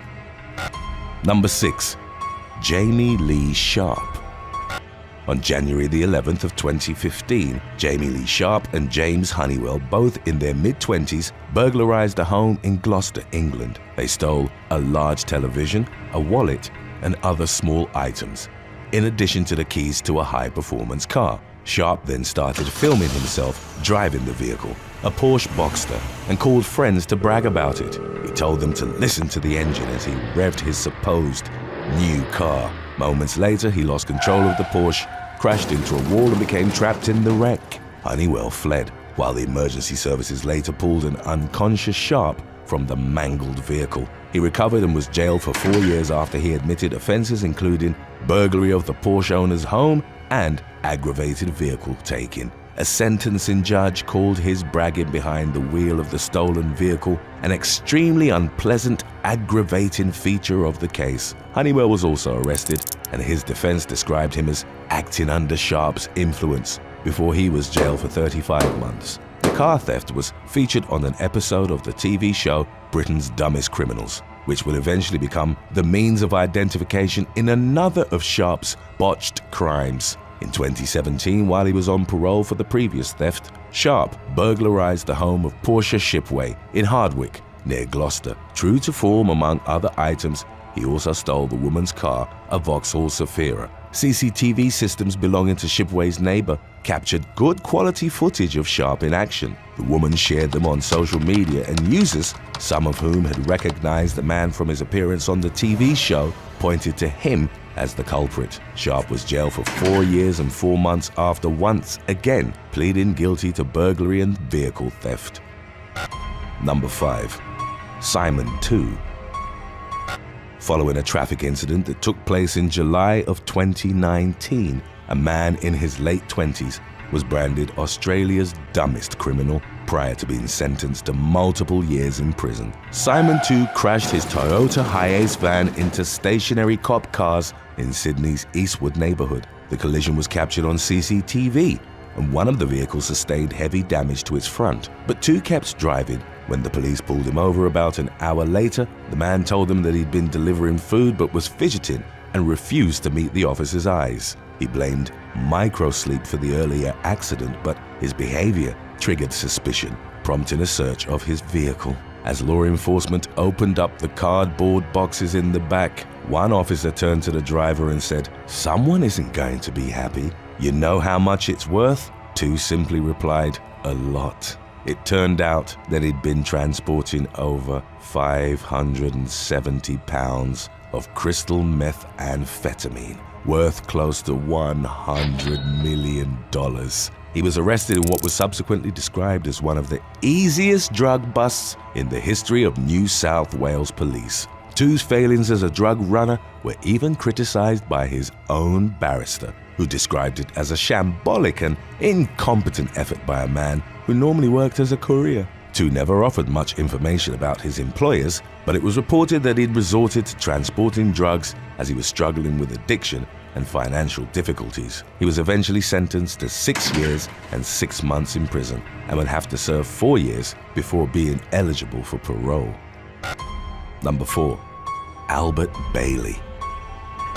In March of 2010, law enforcement in Connecticut reacted in amusement to what they described as a definitely unusual technique displayed by a bank-robbing duo who decided to phone in their heist. On the 23rd of the month, a man called a branch of the People's Bank in Fairfield demanded that $100,000 in large bills be gathered for pickup. He threatened that a bloodbath would be carried out if the orders weren't obeyed, with one of the instructions being that no dye packs be included. Predictably, the bank worker on the other end hung up and immediately dialed 911. The building went on lockdown. While one of the robbers was already inside, he handed the teller a note while the employee was on the phone with the police, giving them a play-by-play of the situation inside. The robber collected $900 and asked to be let out, but patrol cars were already at the scene when he tried to make his escape. He fled on foot to a car where his accomplice was waiting.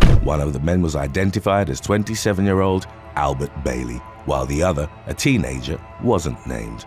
Both were taken into custody without incident, and when one of them threw the bag of money on the ground, it exploded in dye. They were charged with first-degree robbery and threatening in the first degree. At the time, Bridgeport resident Bailey was on probation for another bank heist, which had occurred several years prior. Number 3. Silver Spring robbery attempt. A Maryland man called 911 in early January of 2022 to say that he'd heard rustling outside his Silver Spring home and that it was possibly being targeted by a robber. As reported by NBC Washington, the police arrived at the scene shortly after the call had been placed. At around 3:30 in the morning, law enforcement found no evidence of a break-in and subsequently left, but received a second call about an hour later, with the homeowner claiming he'd heard moaning inside his walls. Upon their return, the police found that the top of the chimney had been removed. Firefighters were called in for support when it became clear that a man had tried to rob the home by making his way inside through the chimney. In doing so, however, he'd gotten stuck. Neither the suspect nor homeowner was named, but photos and videos from inside the home showed rescuers' 90-minute-long extraction effort. Firefighters took out a piece of the fireplace wall, brick by brick, and then removed the would-be burglar through the resulting hole. The police escorted him to the hospital where he was treated for minor injuries before facing the consequences of his fumbled burglary attempt.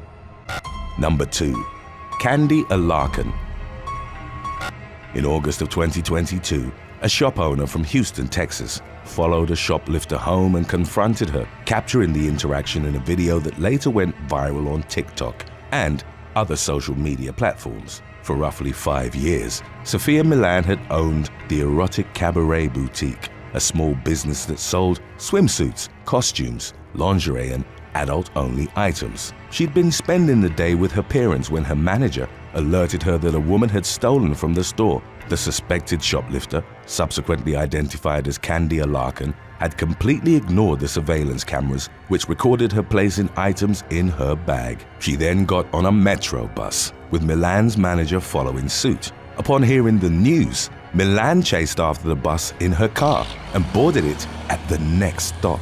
She sat next to Alarcon before pulling out her phone. The latter appeared bewildered and uncomfortable with being filmed, but was otherwise calm as Milan loudly announced that she'd stolen from her. The business owner told the camera that she was going to follow Alarcon home because she'd agreed to pay for the merchandise there. Milan looked through her purse and found items that included a schoolgirl skirt, a costume, bras, lubricant, and female stimulants, estimated at a combined $600. Alarcon got off near Herby, as did Milan and her manager. They followed her on foot while talking to the police, who eventually took the shoplifter into custody and charged her with misdemeanor theft. The description of the last video, which showed Alarcon being arrested, read that the police had found more stolen products on her which came from Banana Republic, Target, and Adam and Eve. As Milan's video went viral, other store owners contacted her and reported having had issues with Alarcon. They even shared footage of her in the act, as the woman had repeated the same careless and callous behavior a number of times in the past. At the time of her theft at the boutique, she was actually on probation for a misdemeanor theft case from 2021 after she'd stolen 2 dresses from a Saks off 5th. Number 1. Matthew Allen McNelly and Joey Lee Miller. In the fall of 2009, a homeowner in Carroll, Iowa, called the police to report that 2 men had tried to break into his house. The victim gave investigators a description of the culprit's vehicle, and they were pulled over a few blocks away. Law enforcement faced no difficulty in confirming that the 2 men, 23-year-old Matthew Allen McNelly and 20-year-old Joey Lee Miller, had been responsible for the attempted invasion. The victim had told them the suspects had painted faces, and the police found that in lieu of more conventional disguises, the 2 men had drawn masks on their faces in permanent marker. They actually still displayed the crudely drawn black streaks in their mugshot photos. The Carroll police chief later jokingly told CNN, "We're very skilled investigators and the black faces gave them right away." He also described the incident as having the best mix of funny and weird he'd seen in over 28 years working on the force. The chief also noted that both men were intoxicated at the time and had targeted the home because one of them believed his girlfriend was having a relationship with the man who lived there. They were charged with attempted burglary, while McNelly was additionally charged with operating a vehicle while intoxicated. Number 6. Stella Paris. In 2012, exotic dancer Stella Paris, originally from England, met a man by the name of Andrew Lamb at a gentleman's club in Malta. By her own subsequent admission, Paris, who was then 26-year-old, hadn't initially liked Lamb and was more attracted to his wealth. Paris claims she eventually found him charming, recalling one interaction in which she'd given him a dance and Lamb lifted her up repeatedly, exclaiming, "You're going to be mine." They went on to have a relationship for about a year and lived a life of luxury on the island nation. Paris noted that Lamb frequently suffered from nightmares, and his behavior towards her gradually became more aggressive and controlling. In one incident, he'd lashed out because he didn't like the breakfast she'd cooked him and threw the meal at her. Paris told him that she was leaving him, at which point he reportedly pinned her to the floor, injuring her wrist. The relationship eventually ended, and Paris returned to London in 2013 for a fresh start. 6 years later, she suffered a panic attack upon finding out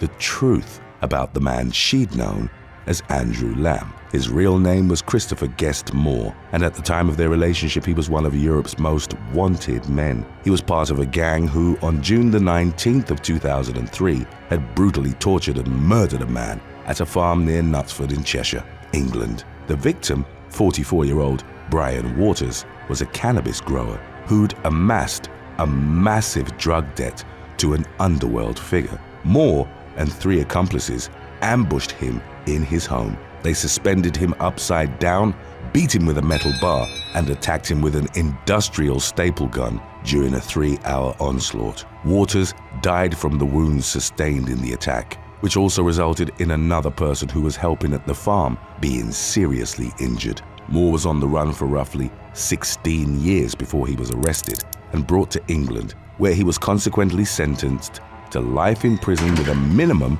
of 24 years served. Number 5. Elizabeth Klopfer. Serial killer Ted Bundy was once described by a member of his own legal team as the very definition of heartless evil. Days before his 1989 death by electrocution, Bundy confessed to killing 30 women in California, Oregon, Washington, Idaho, Utah, Colorado, and Florida between 1973 and 1978. He relied on his charisma to lure his victims, whom he assaulted and killed, often in gruesome fashion. In some cases, Bundy abused their dead bodies and kept their severed heads as trophies. Investigators believed that he'd claimed many more victims than the ones he'd admitted to or had been convicted of. In the fall of 1969, he met 24-year-old Elizabeth Klopfer in the Sandpiper Tavern in Seattle. She'd recently moved to the city with her 3-year-old daughter Molly following her divorce. Their relationship lasted for 6 years into the 1970s, when Bundy committed some of his most horrific killings. He helped raise Molly, who later on as an adult wrote about multiple instances in which Bundy had been abusive or had had inappropriate contact with her. Nevertheless, the illusion of relationship bliss prevailed, and Elizabeth fully trusted Ted to take care of her and her child. They went to the courthouse to get a marriage license in 1970, but Bundy ripped it up following a fight a few days later. The relationship continued, as did Bundy's killing spree, which at one point involved him burning a victim's head in Kloepfer's fireplace. She later noted that he would sometimes be emotionally and verbally abusive towards her, recalling an incident when she'd confronted him about his habit of stealing and Bundy threatened to break her neck. Then in 1974, Kloepfer saw a composite sketch in the newspaper of a man suspected in a string of murders and kidnappings. He looked like her boyfriend, was also identified as Ted, and drove a car similar to his.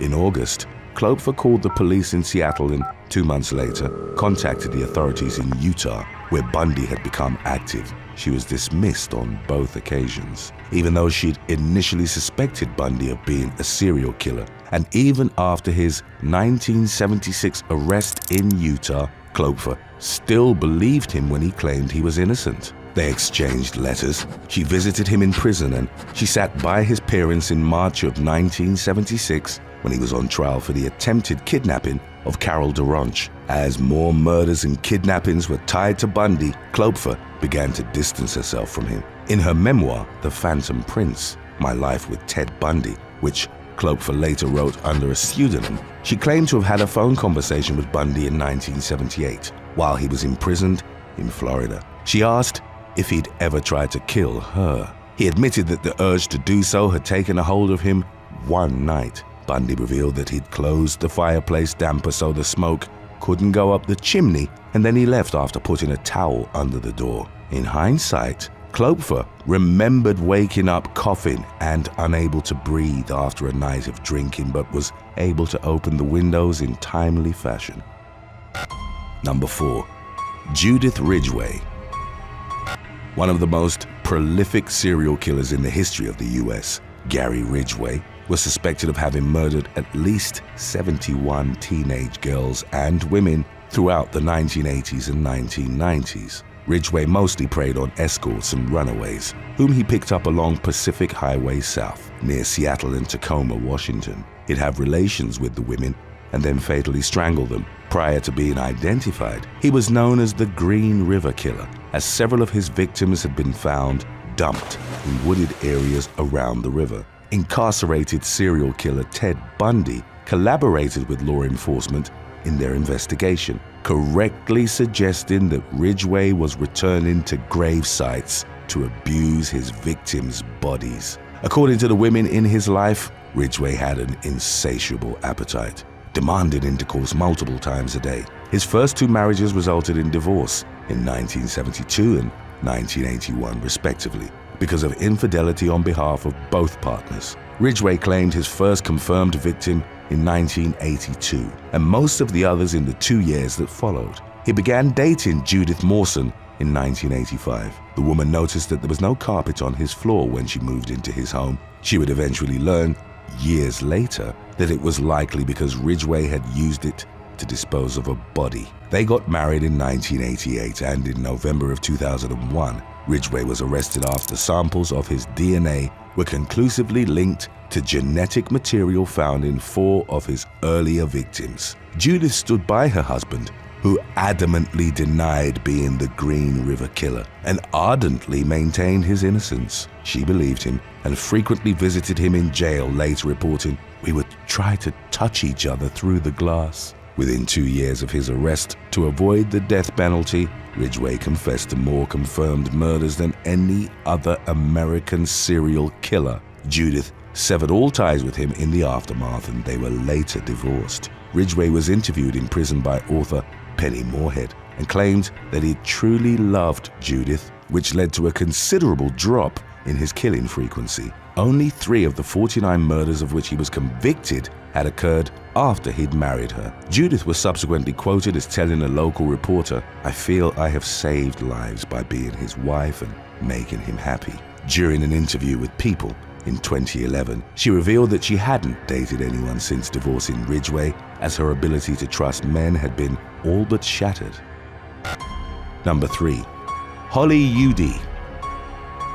In late August of 2016, Carla Brown and her boyfriend, Charles David Carver, both in their 30s at the time, disappeared after they'd gone to remove brush from a property in Woodruff, South Carolina. Unusual social media activity on the latter's social media led the authorities to conclude that someone else had taken control of his Facebook account. The police tracked the couple's last known cell phone signals and reached a large metal container on a property of roughly 95 acres owned by Todd Colehep. Officers heard banging from the container and inside found 30-year-old Brown chained at the neck. Footage of her rescue was picked up by media outlets around the world. The woman had been held captive by Colehep for 65 days, a period during which he'd abused her multiple times on a daily basis. Colehep had gunned down Carver in front of her and further deterred Brown from escaping by showing her the bodies of other victims on his property.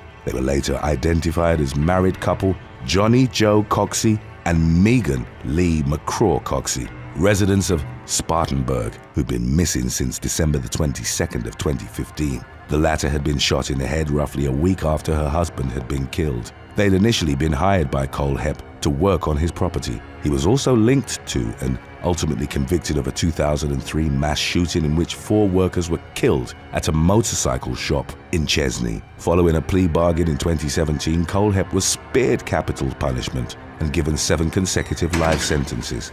He wrote to the Spartanburg Herald-Journal that same year, claiming he had killed more people who hadn't been discovered. For 10 years, the convicted serial killer had been having an affair with a married woman named Holly Udy. She'd reportedly met him in 2006 when he'd already killed 4 innocent people, thinking he was just a clean-cut real estate broker. Once his murders were uncovered, Udy gave an interview for Inside Edition. She claimed to have known Colehep as an attentive man who made her feel like she was important, but also noted having felt that there was something off about him. Udy revealed that she'd actually loaned Colehep the money to buy the metal container where Brown was found, after he'd claimed to need it for supplies. She told Inside Edition that she'd felt sickened and disgusted upon learning of Colehep's crimes, as well as the fact that she would have likely been his next victim. As she was being transported to a hospital, Brown, the serial killer's only known survivor, was filmed saying, "Some girl named Holly, he's supposedly planning to kill." Number 2. Barbara Kuklinski.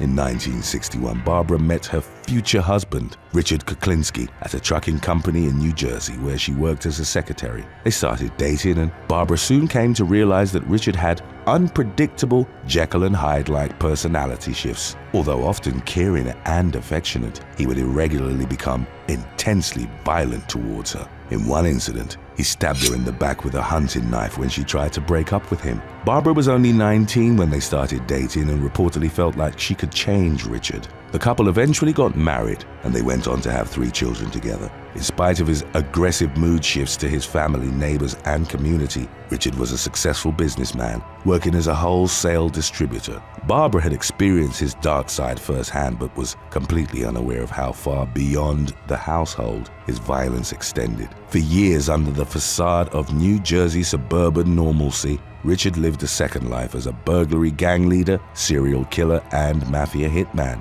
He'd first killed in his early teens when he beat a childhood bully to death in Jersey City. In his early 20s, he was reportedly contracted by the mafia and, by his own account, carried out hits for all 5 families, with the Gambino family being his earliest employer. Richard came to be nicknamed Iceman by law enforcement because he'd purposefully freeze his victims in an attempt to disguise their time of death. Standing at 6 feet and 5 inches tall while weighing close to 300 pounds, Richard was an intimidating presence, and his murderous methods varied from manual strangulation and bludgeoning to using blades, ice picks, explosives, firearms, or poison. He was arrested on December the 17th of 1986. following an undercover investigation lasting 18 months. The Iceman was definitively linked to 5 killings for which he was given 5 consecutive life sentences. In subsequent interviews, which formed the basis of 3 HBO documentaries, Richard claimed to have killed well over 100 people, although some of his contract hits and affiliations have been disputed. When his crimes came to light, Barbara compared the reveal to being struck by a lightning bolt. She told a media outlet, "I was married to a monster and I didn't know it." She and Richard got divorced in 1993, and he died in prison in 2006 at the age of 70. Number 1. Paula Rader. Kansas woman Paula Dietz married a man by the name of Dennis Rader, a United States Air Force veteran, on May the 22nd of 1971. Within months of meeting him, they moved to Park City, a suburb of Wichita, and built a life together. Paula never suspected that Dennis long harbored twisted fantasies that involved binding helpless victims and tormenting them for personal gratification. On January the 15th of 1974, within less than 2 months of the birth of his son, Dennis acted out on his dark impulses. He broke into the Otero household in Wichita, killing 4 family members in gruesome fashion in the years that followed. Dennis claimed 6 more victims and engaged in taunting communication with the media and law enforcement, mocking and revealing details about his killings. In one of his letters, he proposed several nicknames for himself, including the one that eventually remained, BTK, short for Bind, Torture, Kill. Wichita officials announced they were dealing with a serial killer after Dennis's second letter, and his notoriety as BTK grew. At home, however, he was a church president, caring husband, and loving father of 2. His daughter was born in 1978. In March and December of the previous year, Dennis had killed 2 women, Shirley Vianne Relford and Nancy Fox. Ironically, Dennis's day job from 1974 to 1988 involved installing security systems in many cases for people concerned over BTK. At one point, Paula found a disturbing poem he'd written and entitled Shirley Locks, a line of which read, "Thou shalt not scream, but lay on cushion and think of me and death." Dennis was taking college classes at the time and simply dismissed it as a creative writing assignment. Paula thought nothing more of it, but did note his spelling was just as bad as the one found in BTK's publicized notes. By 2004, Dennis had effectively gotten away with 10 murders, having claimed his last victim in 1991. He then decided to resume communication with the media and law enforcement, leaving behind evidence which directly led to his arrest in February of 2005. In the immediate aftermath, Paula reportedly told the police that he was a good man who would never hurt anyone. She ultimately cut off all contact with him when he pleaded guilty to 10 murders in June of 2005. Within a month, she was granted an emergency divorce. Paula was left suffering from post-traumatic stress disorder after unknowingly being in a 34 years long relationship with one of the US's most terrifying serial killers. On September the 14th of 2013, Jonathan Ferrell was shot several times as he searched for help in the aftermath of a car accident. The 24-year-old had just dropped a friend off at her subdivision in Charlotte, North Carolina, at around 2 a.m. when his vehicle careened into a wooded area near Reedy Creek Road. The severity of the damage forced him to climb out of the car via a rear window. He then dragged himself from the wreck to the first house he could find. When homeowner Sarah McCartney heard banging at her front door at approximately 2:30 a.m., she reportedly thought it was her husband. When she rushed downstairs and opened the door, she saw Ferrell standing outside. McCartney immediately closed the door and called 911 to report an attempted robbery. 3 Charlotte Mecklenburg police officers responded to the residence, whereupon Ferrell ran toward them asking for help with his wrecked vehicle. One of the officers, 27-year-old Randall Kerrick, fired a taser at the man but missed. He then fired his semi-automatic service weapon 12 times, striking Ferrell with 10 bullets, killing him instantly. Within a few days, Officer Kerrick was fired and subsequently arraigned on the charge of voluntary manslaughter, but was released on a $45,000 bond. It wasn't clear what had caused Ferrell's vehicular accident. Toxicology test results ruled out the possibility of DUI, as it showed that his blood alcohol level was within the legal limit at the time. In January of 2014, a grand jury initially decided not to indict Kerrick, but the following year, a different grand jury ruled otherwise. A deadlocked jury led to a mistrial. The Attorney General of North Carolina then said that the state wouldn't retry Kerrick. In a separate lawsuit, the city of Charlotte settled with the Ferrell family for $2.25 million. According to the family's lawyer, there was no justification what had transpired that night. He added that Kerrick was a bad cop in an otherwise respectable police department. Number 9. Katrina Danforth. 32-year-old Katrina Danforth, a former adult film actress, asked the hitman to kill her ex in exchange for $5,000 in October of 2018. When Danforth met with the contract killer, she told him that the body had to be found and that she didn't care about collateral damage as long as her own child wasn't harmed. After their meeting, the Idaho woman sent a down payment of $2,500 contained in a thank you card to the hitman's home in Montana. In December, she was taken into custody by federal agents at Spokane International Airport in Washington with the help of the hitman, who was in fact an undercover police officer. Following her guilty plea to charges of seeking a contract killing, she was ordered to pay $1,000 and sentenced to a decade of incarceration, followed by 3 years of probation. Number 8. India Chip Chase. Hours after having several cocktails at a club in England, a 20-year-old woman was assaulted and strangled to death in January of 2016. The harrowing incident, which took place in Northampton, started when India Chip Chase and her friends went to NB's cocktail bar and club on Bridge Street at around 11:30 p.m. on January the 29th.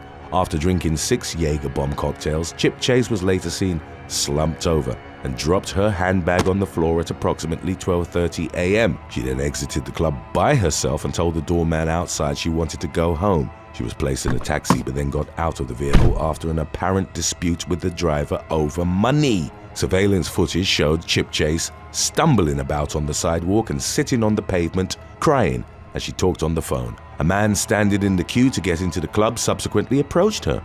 According to witnesses, the man told her not to worry because he'd get her home safe. In CCTV footage, the two appeared to have a heated conversation before the man helped her get in a taxi and followed her in shortly before 1:30 a.m. 15 hours later, Chip Chase, who was employed as a barmaid, failed to show up for work and was reported missing by her parents. On the afternoon of January the 31st, the woman's lifeless body was found on a mattress at Edward Tenniswood's home on Stanley Road, but the man wasn't there. Police recognized the 52-year-old as the individual seen approaching Chip Chase in the CCTV images. They were reportedly able to trace the victim's mobile signal to his residence. Tenniswood was later located at the Ibis Hotel in Mayfair, where he was arrested on suspicion of murder. During his resulting trial, he claimed that he and Chip Chase had shared a loving and organic intimacy, during the course of which he was instructed to put his hands around her neck, not realizing she was suffocating. Several pieces of inculpatory evidence, including Tenniswood's DNA under the woman's fingernails, were presented in court.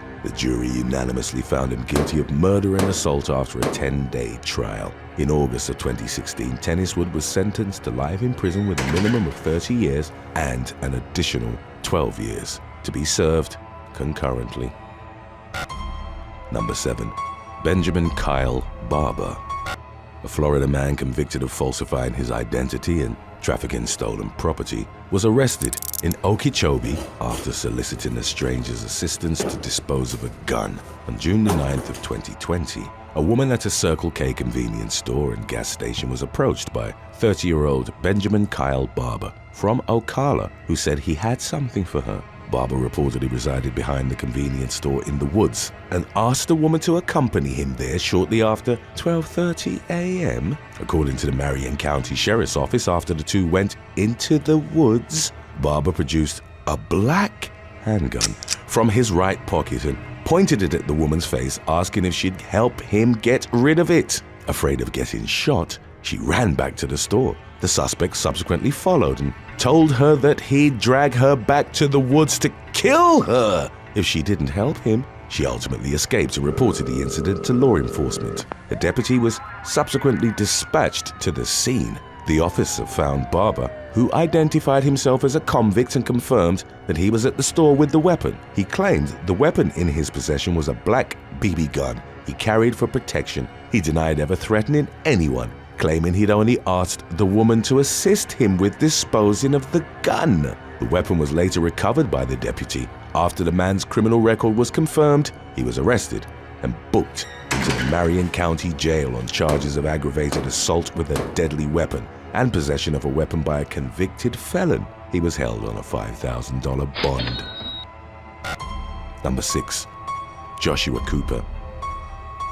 Near the end of autumn in 2022, a Pennsylvania teen was charged as an adult after he allegedly killed a young girl, then sought assistance in covering up the crime. The gruesome incident, which took place in the residential suburb of Bensalem, unfolded after 16-year-old Joshua Cooper called an acquaintance via Instagram on November the 25th of 2022, saying he'd just killed someone. According to a statement from local police, Cooper showed the feet and legs of someone covered in blood during the video call. Subsequently, he asked for help with disposing of the body. Law enforcement were notified by the mother of Cooper's acquaintance, who reported her son's harrowing conversation with the teen at approximately 4 p.m. Upon arriving at the suspect's mobile home at 1446 Gibson Road, officers discovered a young girl who'd succumbed to a gunshot wound on the floor of the bathroom. Police said that there were towels, bottles of bleach, and other household cleaners on the premises. The suspect was later found and apprehended in the area of Newport News Drive and Groton Drive. While he was being taken into custody, he reportedly said he was sorry and that the killing was an accident. Cooper was charged with criminal homicide, possessing instruments of crime, and tampering with physical evidence. He was denied bail and sent to the Edison Juvenile Detention Center. According to an arrest affidavit, he told detectives that on the day of the shooting he'd been arranging his father's guns. The victim, who was described as Cooper's best friend, had been dropped off at the mobile home by her family. The two friends reportedly watched Netflix prior to the murder. In March of 2023, Cooper entered a plea of not guilty. When confronted with the details of the killing, he reportedly broke down. As of the latest developments, he had yet to be formally arraigned. Number 5. Kate Mott. A woman from Southport, Merseyside, England, initially sought help from the police in connection with her contentious divorce before being found dead in January of 2010. 3 months prior to her death, 35-year-old Kate Mott had been in the middle of a divorce when she obtained a non-molestation order against her 32-year-old husband Brent. At various times, she filed complaints against the man, which the police repeatedly neglected to deal with. According to the Independent Police Complaints Commission, authorities failed to comprehend the seriousness of the injunction Kate had obtained and considered her complaint as adults fighting over divorce proceedings. An officer advised the woman to contact her solicitor rather than the police. Ultimately, Brent would force himself on her and strangle her to death at their home in Everard Road before driving her lifeless body to a field in Scarisbrick. He reportedly attempted to make the crime scene look like a car accident. Kate was discovered inside the couple's Ford Focus on January the 21st of 2010. 7 months later, Brent was convicted of her murder. He was sentenced to a minimum of 25 years behind bars for the crime. The Daily Mail reported in January of 2012 that the Merseyside police force had apologized to the victim's family and made a number of policy changes to improve their service. Number 4. Natalie Shotter. The Metropolitan Police of Greater London were accused of deplorable, inhumane behavior after ignoring a citizen's plea for help. On July the 17th of 2021, 37-year-old Natalie Shotter was found dead in Southall Park, West London, after having been assaulted. Her mother, Cass Shotter Wheatman, said her daughter had been having a night out on the town and had been in the park with a friend. The latter reportedly approached 2 police officers nearby and asked for their help because Natalie was unwell. The officers apparently refused to assist and told the friend to call 101. The victim's mother said that if they'd aided Natalie, she wouldn't have died that night. Post-mortem tests found her cause of death to be inconclusive. Cass accused law enforcement of failing to protect vulnerable people. An internal investigation was launched, but it was ultimately decided that the officers wouldn't face misconduct proceedings. Cass wrote to the Met Commissioner saying that the family was appalled and absolutely insulted by their decision. A spokesperson for the Independent Office for Police Conduct said that they'd received the complaint and decided that a local investigation by the force was appropriate. It was unclear if the investigation had concluded or if Natalie's case had been solved. Number 3. Deanna Marie Stinson. In April of 2022, 51-year-old Deanna Marie Stinson was sentenced to prison time after attempting to hire a hitman to murder her ex-boyfriend's wife. In the summer of the previous year, the Tampa woman searched for an assassin on the dark web, posting that she needed a Florida job done. In July, she included the target's name, address, and photo and made 5 Bitcoin transactions for a total of $12,307.61. The FBI was alerted, and an undercover agent contacted Stinson the following month, posing as a hitman. She was arrested in September and pleaded guilty in January of 2022. On April the 20th of 2022, she was sentenced to 78 months behind bars, to be followed by 3 years of supervised release. Stinson was also fined more than $12,000. Number 2. Cheryl Thibodeau. In September of 2021, a professional killer's services were sought by a Texas woman who wanted a member of her family dead. According to the Rusk County Sheriff, an undercover officer made contact with 42-year-old Cheryl Thibodeau of Henderson before she could find an actual hitman. On October the 4th, the woman was apprehended after law enforcement reportedly had enough probable cause to warrant her arrest. It was unclear what Thibodeau's motive for the contract killing was. She was charged with criminal solicitation for capital murder and booked into the county jail on a $100,000 bond. She faced the possibility of spending up to 99 years in prison for the crime. Number 1. Georgia hotel guest. An inebriated hotel guest who was visiting a friend in Georgia requested help from the front desk attendant after getting locked out of her room on December the 3rd of 2022. The woman, who was described as highly intoxicated, realized she was locked out after her friend had already left the hotel. As she was on her way down to the lobby to ask for assistance, she urinated on herself in the elevator. Upon arriving at the front desk, she told the employee what had transpired and asked for help. Shortly before 2:10 a.m., the attendant told her to follow him to the office so she could clean up first. In footage captured by the hotel security cameras, the two were seen leaving the frame before coming back 20 minutes later. According to a report by WSB-TV, the woman was only wearing a shirt and her underwear as she was sitting in a chair and putting her pants back on. She then followed the man out of the hotel and across the parking lot. The employee didn't come back, while the woman returned to the lobby and called 911. She was then taken to a hospital to be examined. Another hotel staff member identified the front desk attendant as 31-year-old Jermaine Oswald Sue Tim to the police. 2 days later, Sue Tim was taken into custody and booked at the Coweta County Jail on charges of assault and kidnapping. Thanks for watching. Would you rather find your own way home after getting lost in the middle of nowhere, or ask a sketchy stranger for help? Let us know in the comments section below.